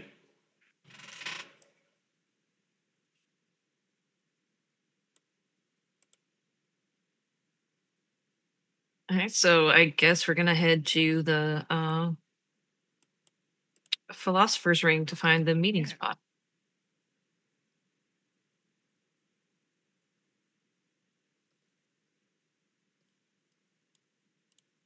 All right. I mean, the spot you were there. It's not hard to find. So yeah. You make your way back up there, and eventually, return to the open fountain area. That it's the middle of the night, so. Oh, Morgan was going. Morgan was going to bed after that. Oh, okay. So yeah, this would be the next day. This would be daytime. Yeah. Okay. So yeah. So now that it's daytime, it looks like it's now just a place for idle philosophical conversation. There's just a handful of philosophers sitting around, eating grapes, having conversation. You know, the sort of thing they do.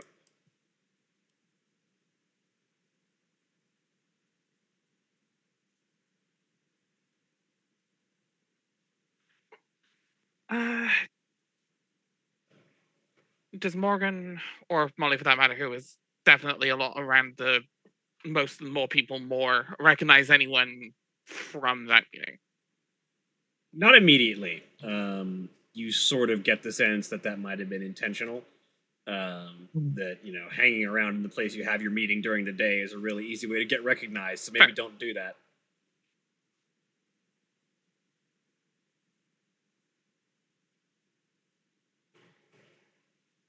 Especially since a lot of them were from all walks of life across the city. So not all of them were philosophers. Yeah, just trying to find someone who was there so they may be able to who might know people, trying to network. Not at first blush, at the very least. Okay. So are there are there benches or anything to like just what? Because I'm thinking of like the school courtyard thing where you just like lay down on a bench and just like stare up at the sky and just act Oh like yeah, doing really intense thinking. yeah. There's plenty of those. Yes. Think what everyone thinks of ancient Greece is what I'm picturing. Yes, this is very much like ancient Greek philosophia kind of environment. Mhm. So Molly's gonna have her pen not the same journal that she's keeping notes in because that is in a very protected place. But just one of her other mini journals and a pen, and is just going to lay back on a bench, like stare up at the sky, have the journal like leaning against her knee, and just start writing stream of consciousness, looking busy, listening in. Just trying to catch conversations. Catch conversations, and if somebody comes over to her, like she has enough notes to make it look plausible to where she's just being contemplative. All right. Go ahead and just roll me a perception check just to see what you can pick up just from listening around. Okay.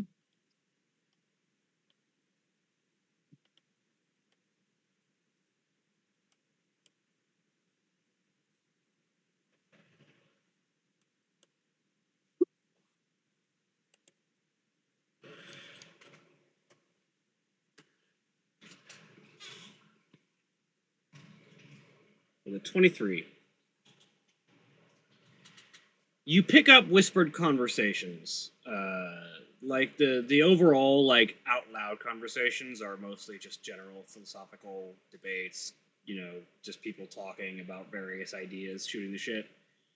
There are whispered conversations of people talking about how a couple nights ago the puddle jumpers had a meeting around here, and who knows what kinds of conversations were fomented around that.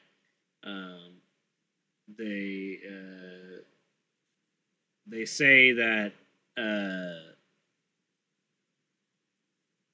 there's a pseudonym, I should say, going around among these whispered conversations. It sort of indicates somebody who is some kind of figurehead for the puddle jumpers, conveniently and appropriately nicknamed the Bullfrog.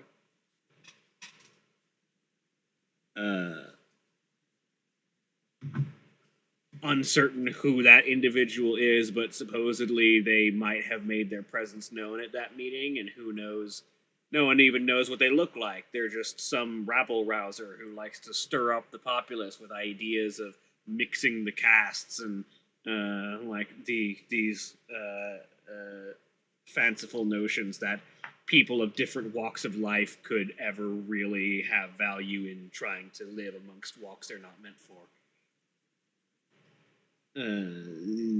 Conversations like that buried amongst the philosophy going on. But at the very least, you do indeed get a relevant name, if nothing else. So she's just gonna take down those notes about about Bullfrog and puddle jumpers, and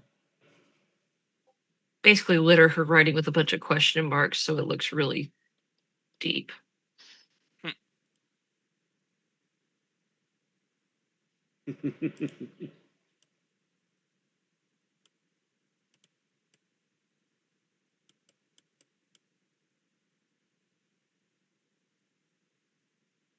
The conversations get a little bit quieter, more difficult to parse out. After a while, though, it sort of becomes clear that, from what you're gathering, if the bullfrog is someone, they're probably someone higher up. If they are a single person, they're probably someone with some amount of rank, because they seem to have, at the very least, the ability to put their propaganda up into the higher rings. Because you pick up a few bits of background chatter that talk about how some of the puddle jumpers flyers were found in some of the higher rings, where philosophers only occasionally go when they've got a client to talk to for one reason or another.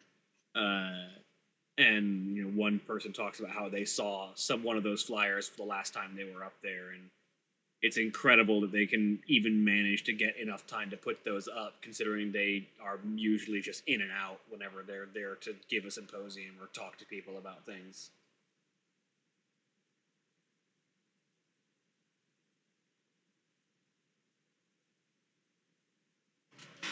More note taking.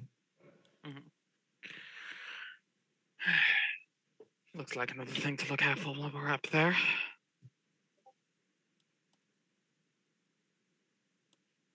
That does seem, however, like it is the extent of probably what you're going to get out of just sitting around and listening to conversations.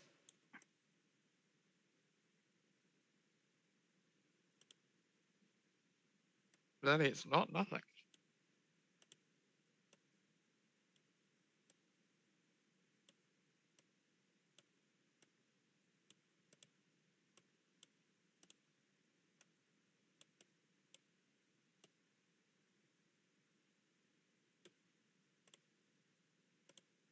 Where is Morgan in all this?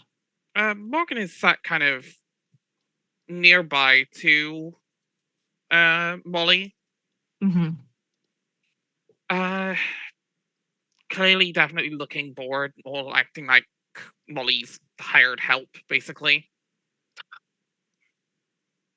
Hired, weird phrasing. Hired muscle. Oh, okay. Bodyguard. Bodyguard. Thank you. That's better phrasing. Yeah, hired help wasn't the right wording. Yeah, that's like, Look, it's 2:30 in the morning. No, I'm hired muscle. I'm with you. But clearly, like, peeking over at Molly's notes just to, and also definitely listening in to catch any conversations. So you're gonna see Molly write. So Molly's gonna write something on the paper. Then she's gonna nudge you with her foot, and she's gonna kind of motion to the paper, and it says, "Should I start something?" ?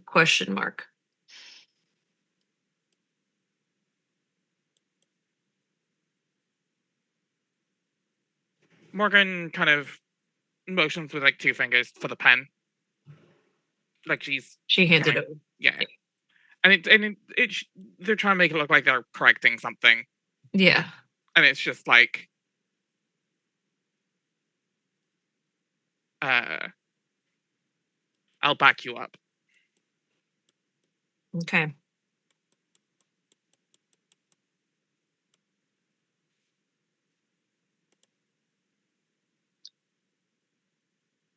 How do I want to do this?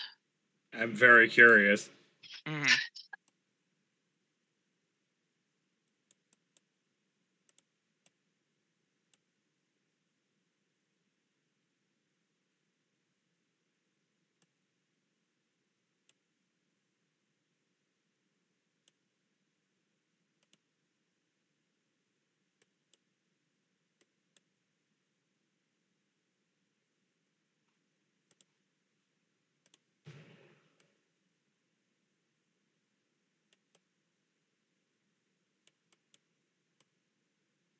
Hmm.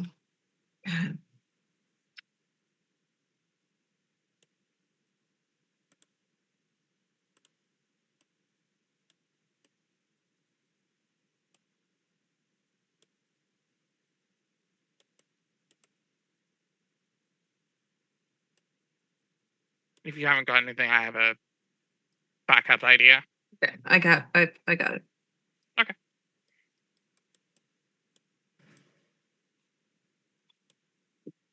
So,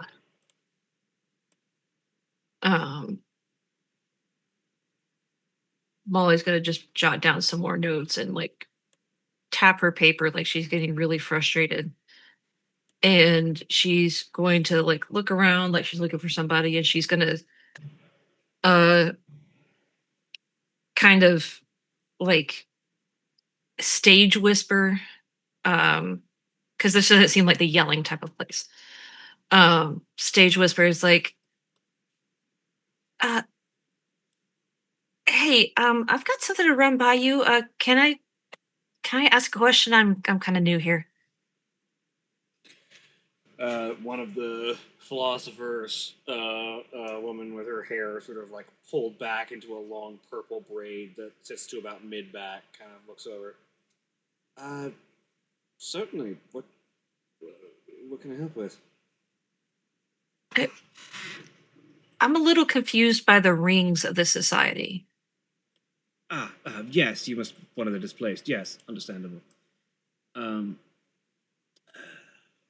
What can I help explain?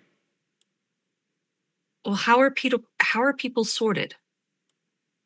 Well, usually caste is determined by a number of factors.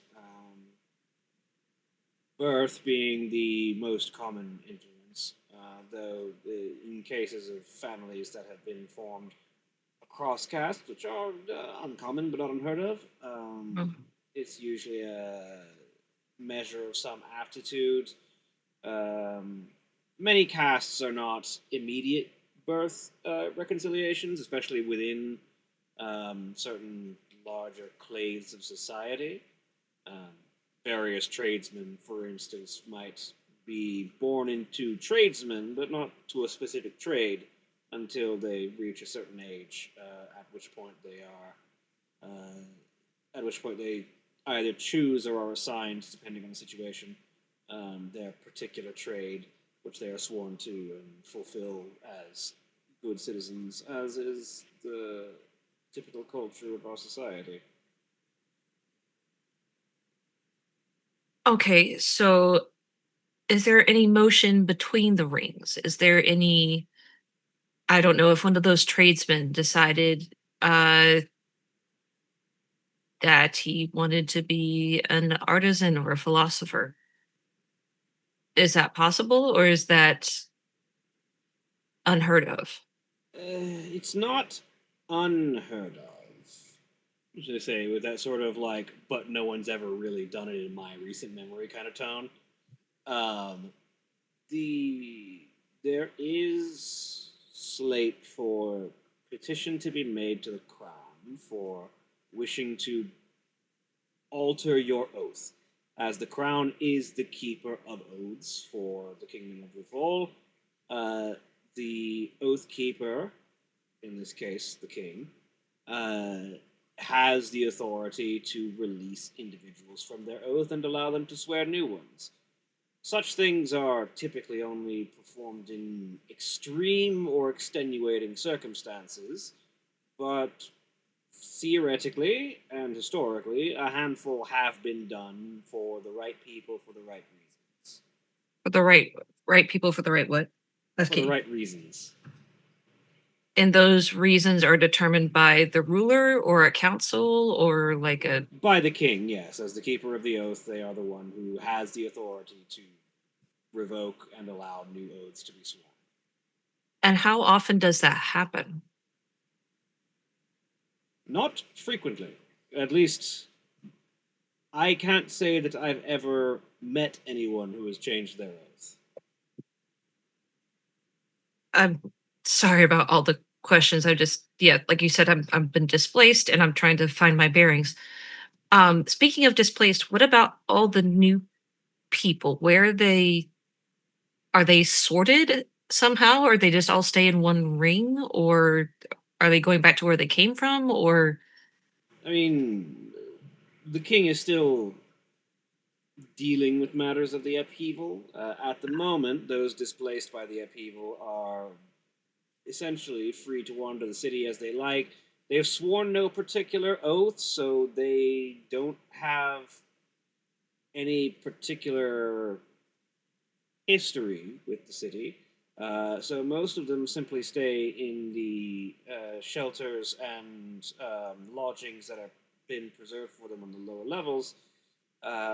Some seek work. I hear a handful have already gone ahead and sworn into new positions, assuming that they won't be returning home anytime soon.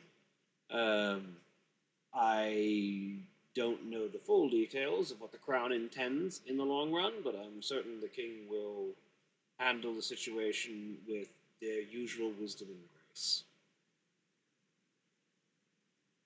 Does and sorry if this is a bit too personal. Do you and like your family have a history of being philosophers?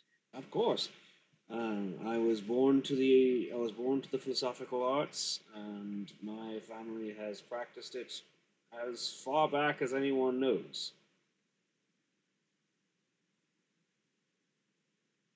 It's a bit of a family tradition. Most are. I've never considered doing anything different, just from like the slight distance, a Well, couple paces back. not certain why I would. It's what I've been taught. It's the vast majority of what I know how to do. I certainly wouldn't be familiar enough to work a trade as far as crafting goes, and I certainly haven't the aptitude for martial zeal. So, right here feels like where I belong. But not for lack of trying. I mean, yes, everyone in their youth has had ideas of, visiting a different station, performing a different task, but in my experience, most people find that they are where they belong. Do they come by that assumption just naturally after they grow into their wisdom, the wisdom of age? Usually, at least from what I've been able to see, and the it, it's not easy trying to build up the requisite situation that might be worth a change of oath. So most find that the effort simply isn't worth it. Hmm. And how often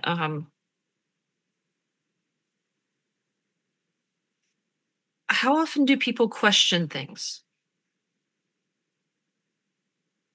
I'm not certain what. I mean, I'm questioning what you're asking about right now. What do you mean by that? Question the way things are. Like I said, you have a lot of outsiders. Yes. I mean, who There are is. clearly not familiar with the history, and even those young people who might not be aware of the history. Is there a desire to question what is and why? I mean, there's certainly an amount of culture shock coming from those who are unfamiliar with our city as they enter it and integrate it into society. Um, as far as questioning the status quo, I mean, plenty of people question things, but all in all, the society that we've built sees to the protection and enrichment of all within its bounds. So ultimately, there's not terribly much that's worth the effort of trying to change things simply to potentially cause upheaval like the upheaval has, or just potentially make things worse. Eat my entire porcelain ass. They don't know better. So nobody's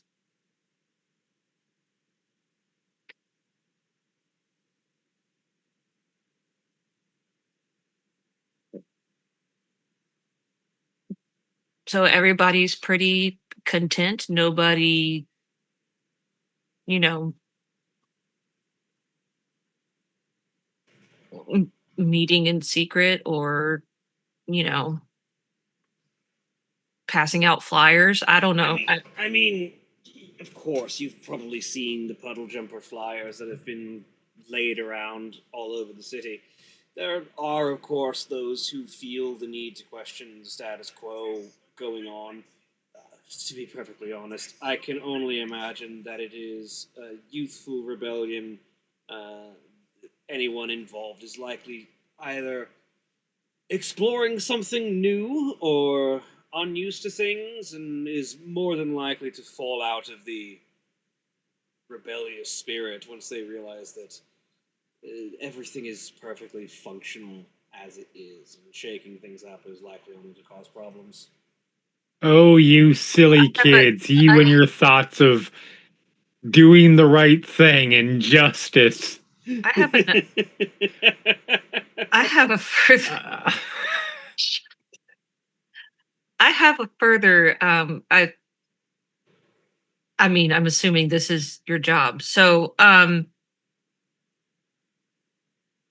my question is, if people aren't questioning things, then why do they need philosophers?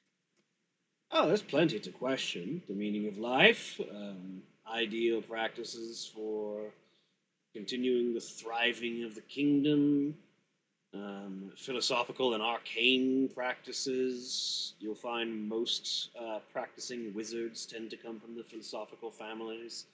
The practice of the gods, what role they might serve in uplifting and enriching the kingdom.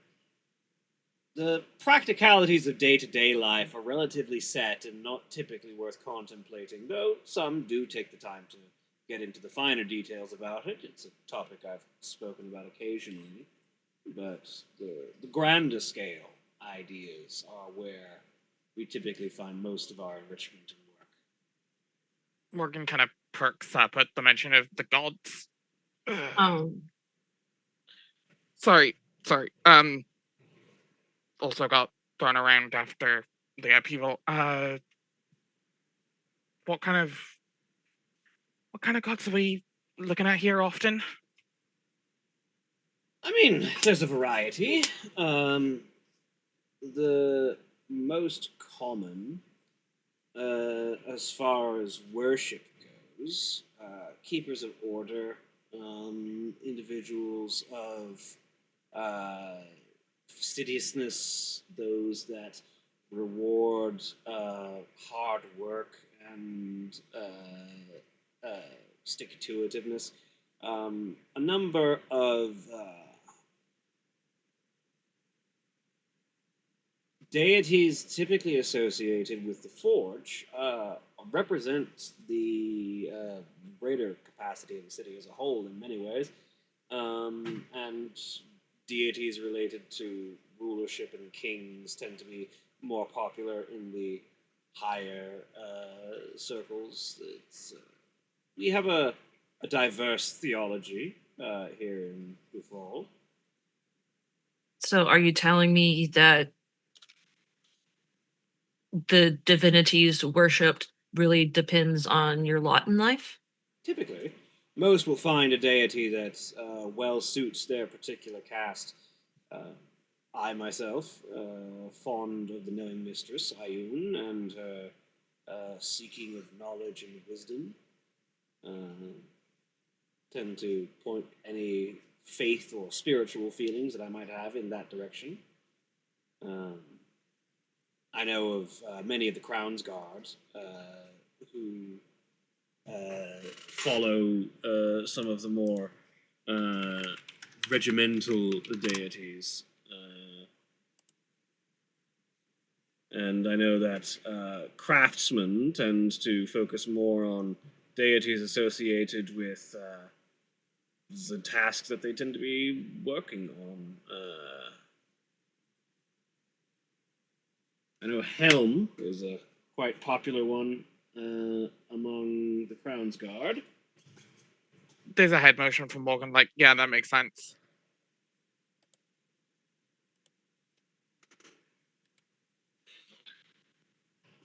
But if I looked hard enough, I could find pretty much anything, I assume. At most. I don't know if you're familiar with the theocracy of Rumor. They certainly have greater truck with the gods around that city, from what I've heard from those who have been displaced here from there. Funnily enough. I'm actually from there, so curious. Fair enough. Well, certainly you won't find quite the panoply of divines that you might find back home in Rumor, but we've a few deities of our own. No, fair enough. Just curious. I'm thought it, take a look around, see if there's anything, see if see if the gods I tend to stick to are around. But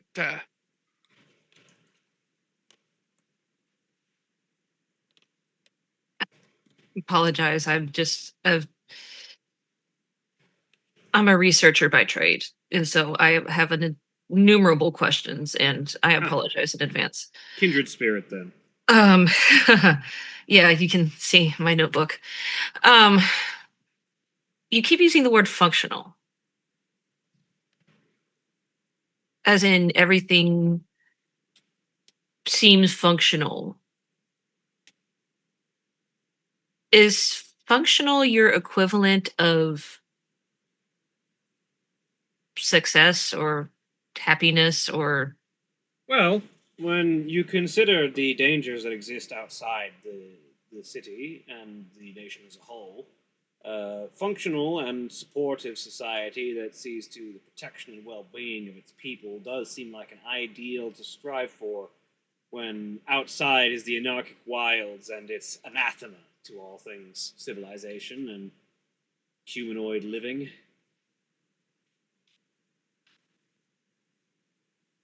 But are you happy? Happiness in what? See, this is the philosopher in me that questions what do you mean specifically in that. Content, certainly. Satisfied? Satisfied, definitely.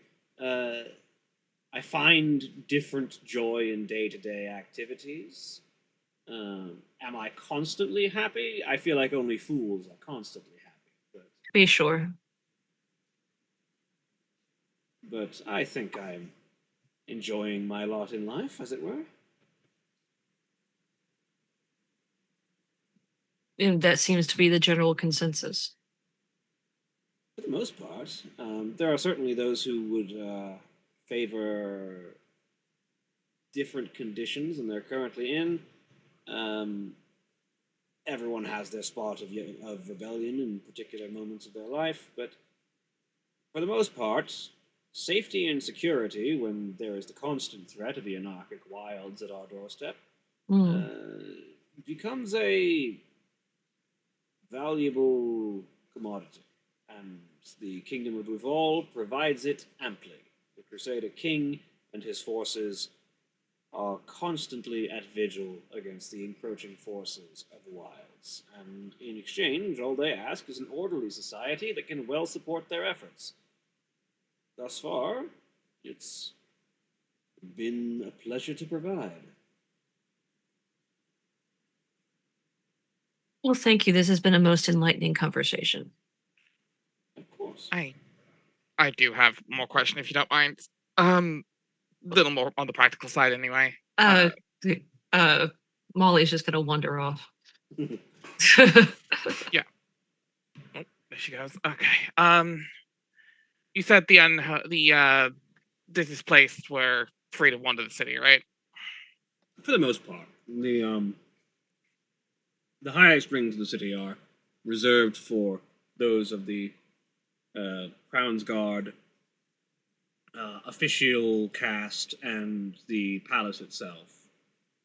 But anywhere below that, certainly. Okay.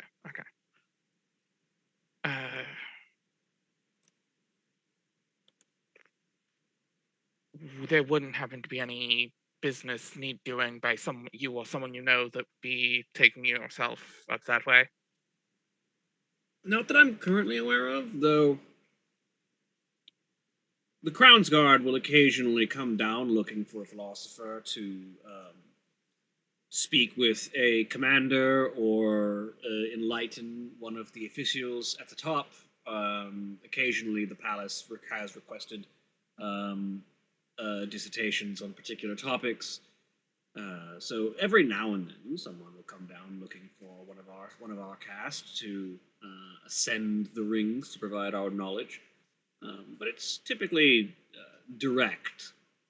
Occasionally, if there's someone we'd like to talk to follow up on a previous meeting, we might be able to petition the Crown's Guard for a meeting. Usually, such things are approved by the individual we wish to see, and then we are allowed through. Fair enough. Was trying to see if there was any work available. It's only tweeting everything. But no worries if there's not. Thank you anyway. Of course. Morgan gives a quick, head, bow with the head and makes her way off. We'll try to catch up with Molly. She does have one more thing she wants to do, but that can either wait for later or next session. Mm-hmm.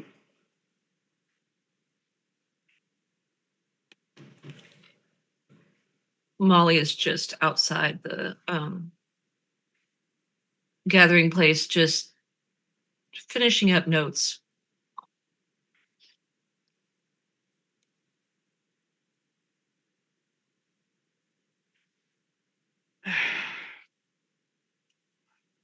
Bit of a boring place in the grand scheme, but hopefully you got the information you wanted. I did. Astra's going to have a field day with this. Don't get me started on Astra right now. I understand. What? I did have another idea. If you wanted to come with. What's your idea? What if they're that free with gods, and especially in the philosophy district? There's going to be a couple gods that are less helm about it. Okay. Yvonne just helped us once. She might be able to help us again, or one of their compatriots. Forgot her name. Yara. Yara. Yeah. You go talk to Yara? Yeah, I might know where that may be able to find, but maybe one of the other ones, Saloon or Timora, someone along those lines. No. Could be a lot of things.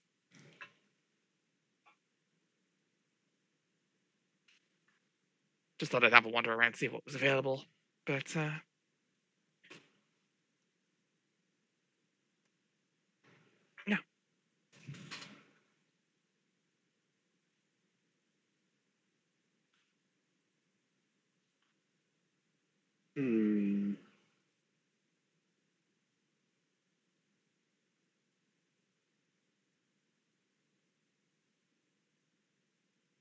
I need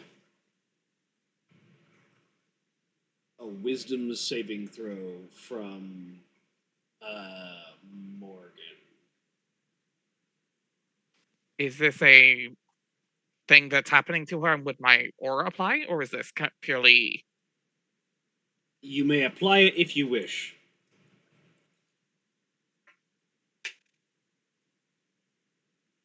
Interesting.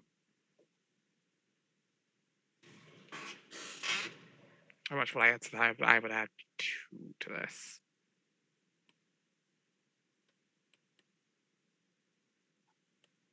That'll be a 13.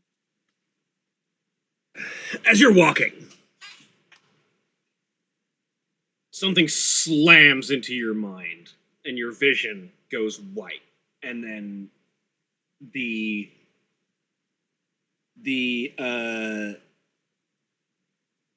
you realize you're having a vision. You don't know where from, why, or how, but you realize that you're being shown something by presumably someone or something. Mm-hmm. And your vision rockets away from the city, from the kingdom of Duval, north, far north. You watch the land fly away under you.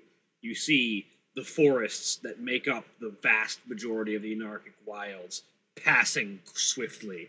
You see the open fields of the 12 Towers and the packed city streets of Kedding pass by underneath.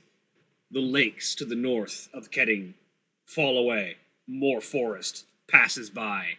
Eventually, snow. the frozen north of Divastara, as your vision is drawn into the cratocracy of Volkir. It zooms and focuses and draws in.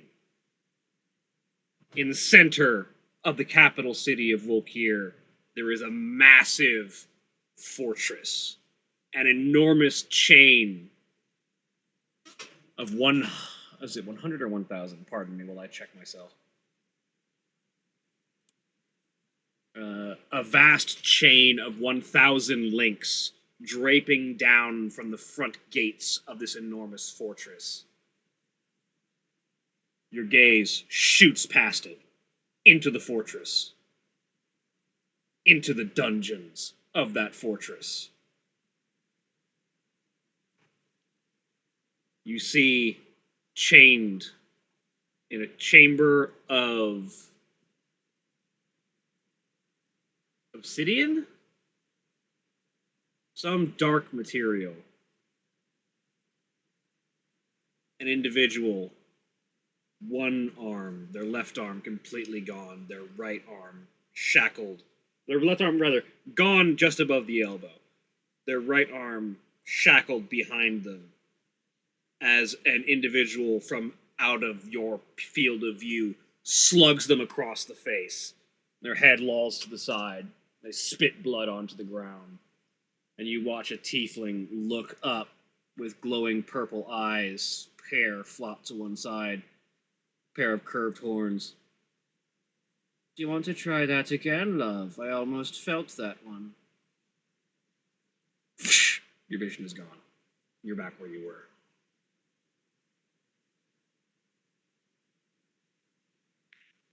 Morgan kind of stumbles kind of towards the wall just to put a hand on it, stabilize himself. Well, you all right? That's new. Okay. Morgan, you with me? Yeah, just about. I know we're going after Ketting. Okay. If we even still want to go to Ketting, but I think that's fair to agree. Something or someone just gave me a vision. First time that's happened. Oh. And I just saw someone managing to. Honestly, I can respect the guts on that one. Someone being tortured in a prison somewhere to the far north. Right. Okay, so I think we need to go back to the ship. And I think we need to figure out our itinerary. Yeah. Because and I know that was very unsettling, but I'm also not mad about it because whatever it is, it seems to give us a direction. Look, I will take assistance whenever God is willing to help, for the most part. Assuming that was a god. Well, let's not wait on that too long and head on back and do what I do best. Yeah. Take notes. Mm-hmm. Takes a moment, kind of pulls herself up. Definitely takes a swig of water just to. Molly like offers her hand or her elbow, like you good? Yeah, I'll be fine. Takes it Like, for a little bit before. You look like you coming off a 3-day binge. It was a lot, but physically I'm fine. Like, she'll take your hand for a couple, steps, and then kind of like once back to exist. Basically, she's feeling like she's in two places at once right now, just for a little bit before she readjusts. Okay, are you I'm like, are you no, with me she's- now? Yeah, no, I'm fine. And pulls herself off and will Okay, continue. fine. Like fine, as in like you want me to stop asking and stop bugging you, so you're gonna say you're fine. Me to stop asking you, or you're I'm fine. I am okay. Thank you for your concern. I am okay. Just a little bit thrown off. Okay. Came out of nowhere. Yeah, visions typically do. So I've heard. All right, let's go. Go ahead. All right.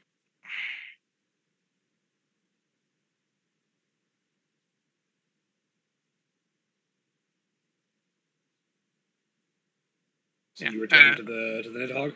Yeah, Morgan's following, but keeping an eye out if there's any signs of anything that could have caused that. Not that you see on your trip back. Okay.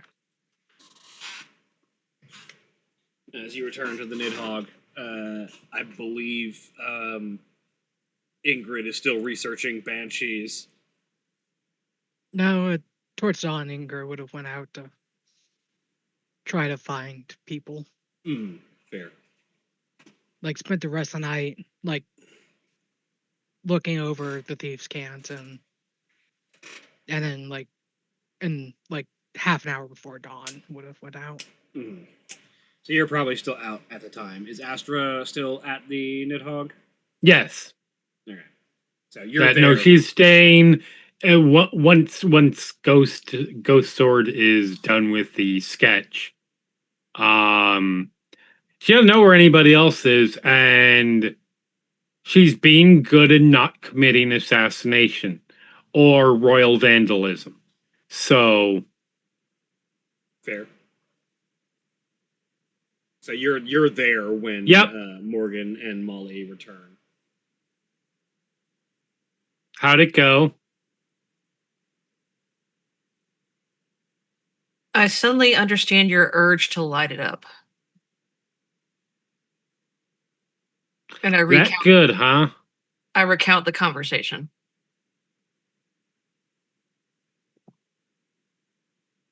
I'm just saying.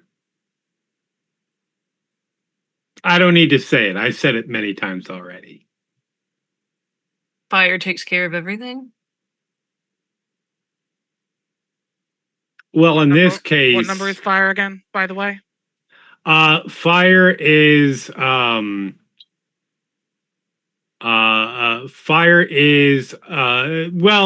that depends upon the use of fire specifically. Just setting, like burning at the stake, is number 93. Okay. I didn't realize it was that granular.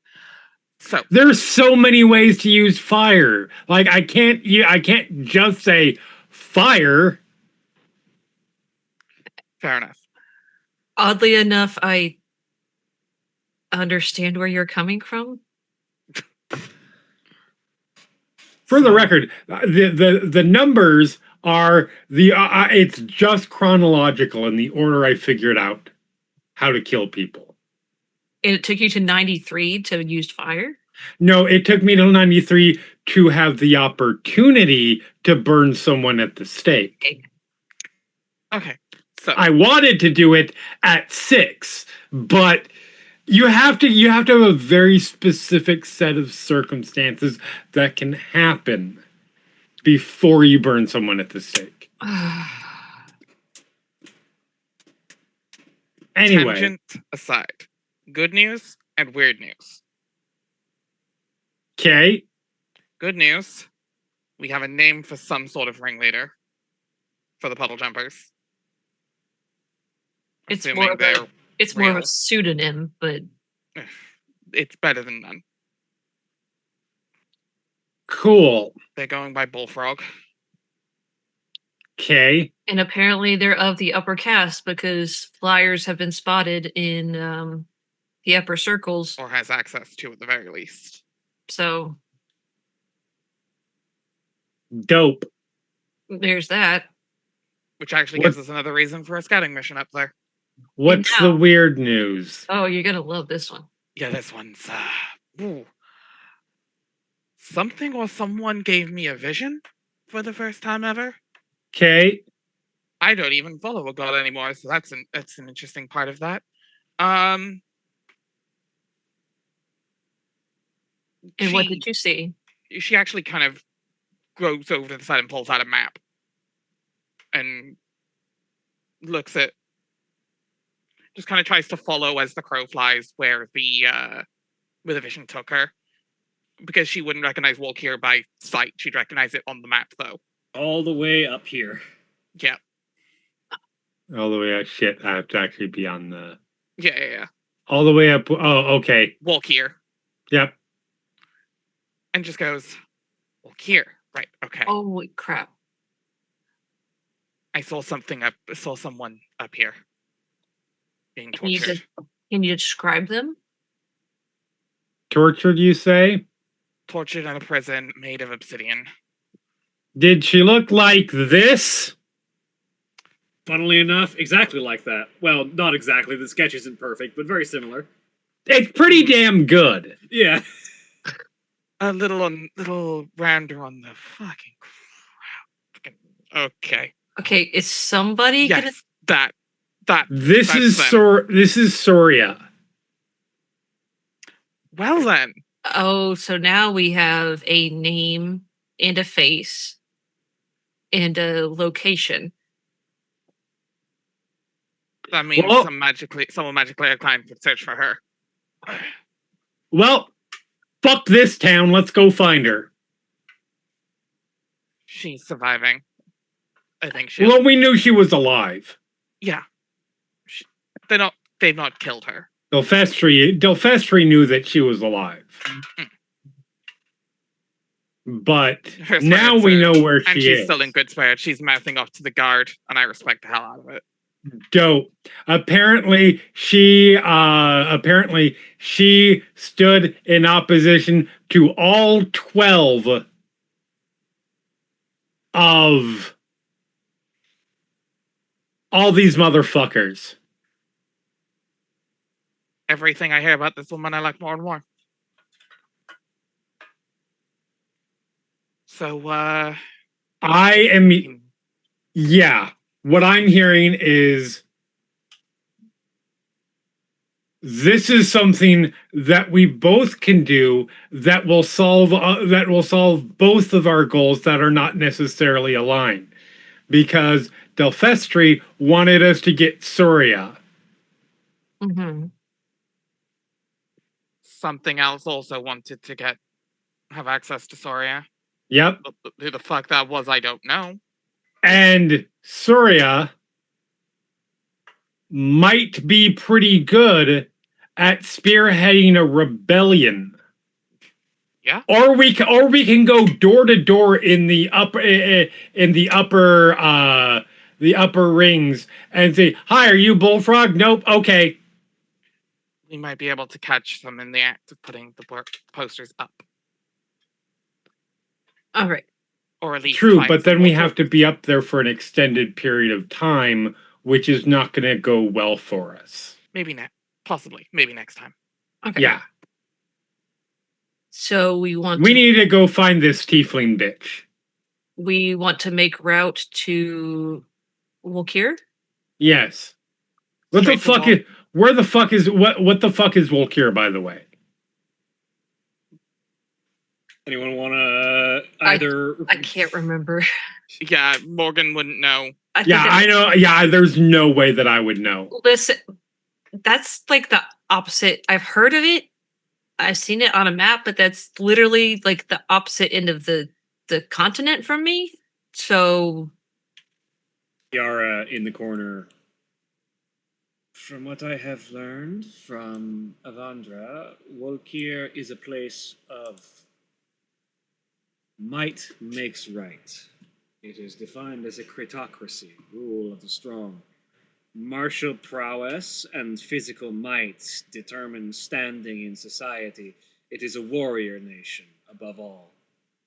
Oh, good. Out of character. Even worse than here. okay, so we're good. Hold up. Where is it? I mean, So- if there's anywhere to protect the weak.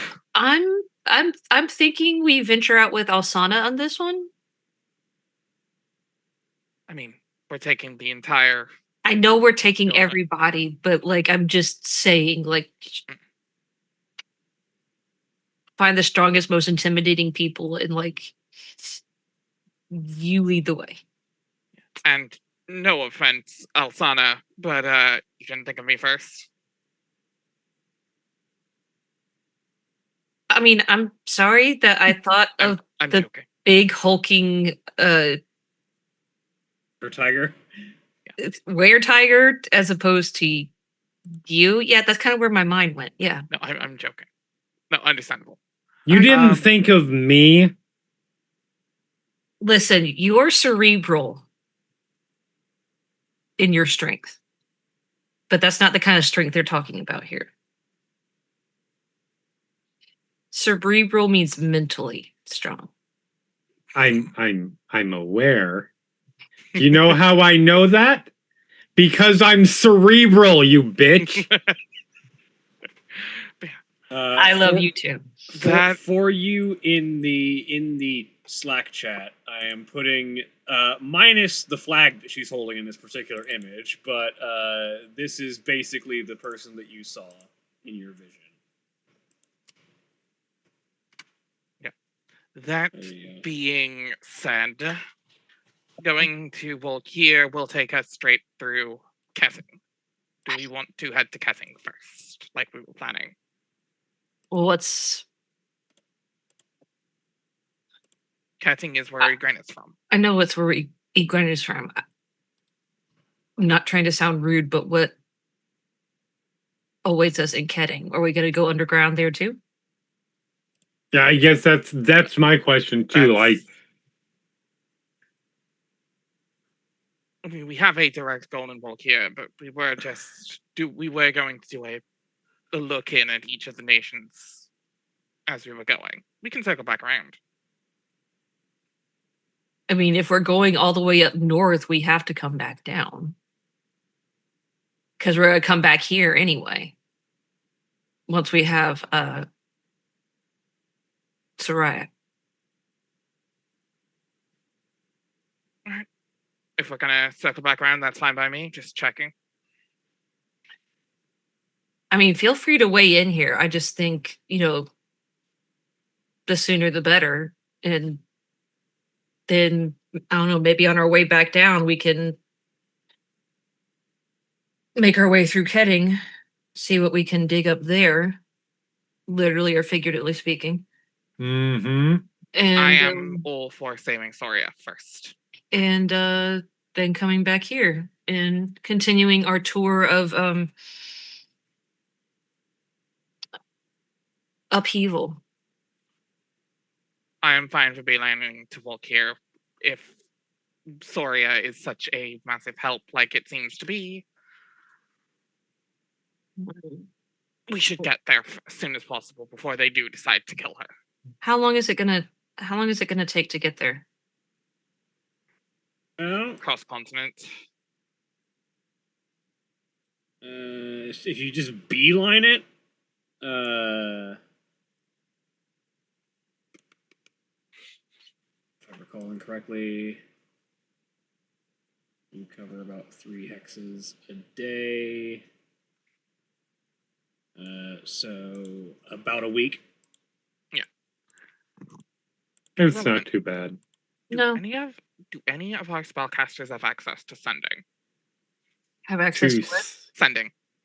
Sending? Well, actually, we have a cleric who might, but I do. I have it. we have a name and face. Mm-hmm. You could send a message to her to want to let her know we're on our way. I would be hesitant of that.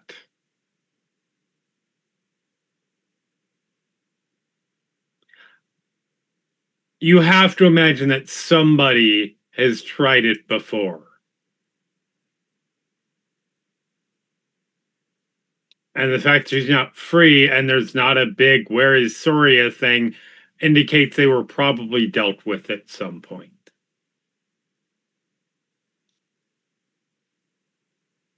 I'm not saying, call me paranoid, but You're not wrong. Oh, valid paranoia. Just I don't know if it. I don't know if it helps all that much for her to know, and it could potentially, even if it's a small chance, hurt.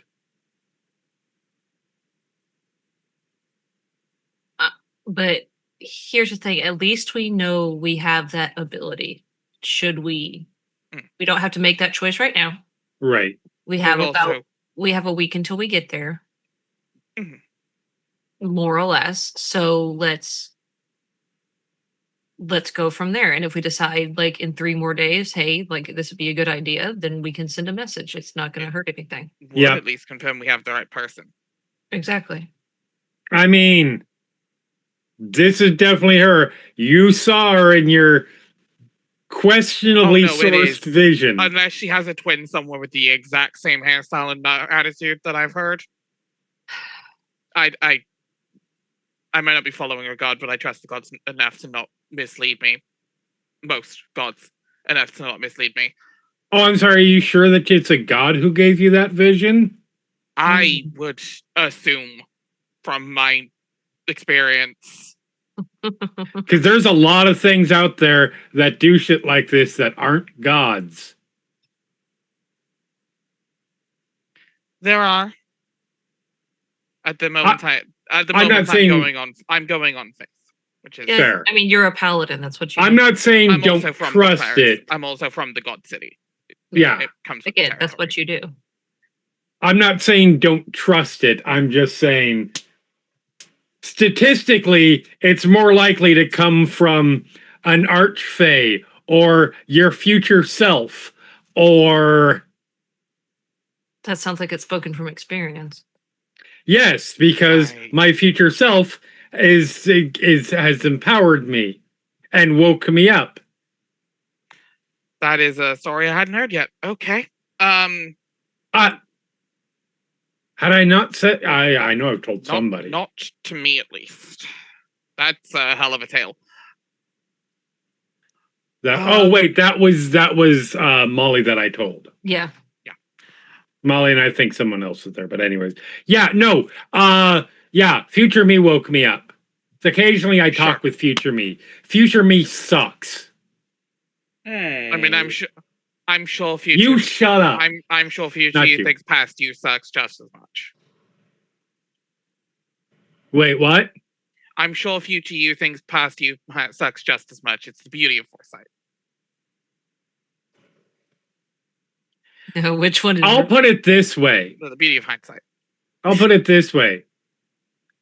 Future me ended up in a situation where things are so bad they had to wake me up in a way that I did not otherwise wake up in order to fix this shit. I mean, future you clearly knows something. Maybe you should listen. Oh, fuck that. I mean, anyway, not your strong suit. Anyway, no. There's something has put us on the exact track we were already looking on.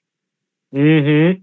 and like I can only hope it's benevolent. yeah, or at least you can aligns hope. with our goals. You can hope, but I have to.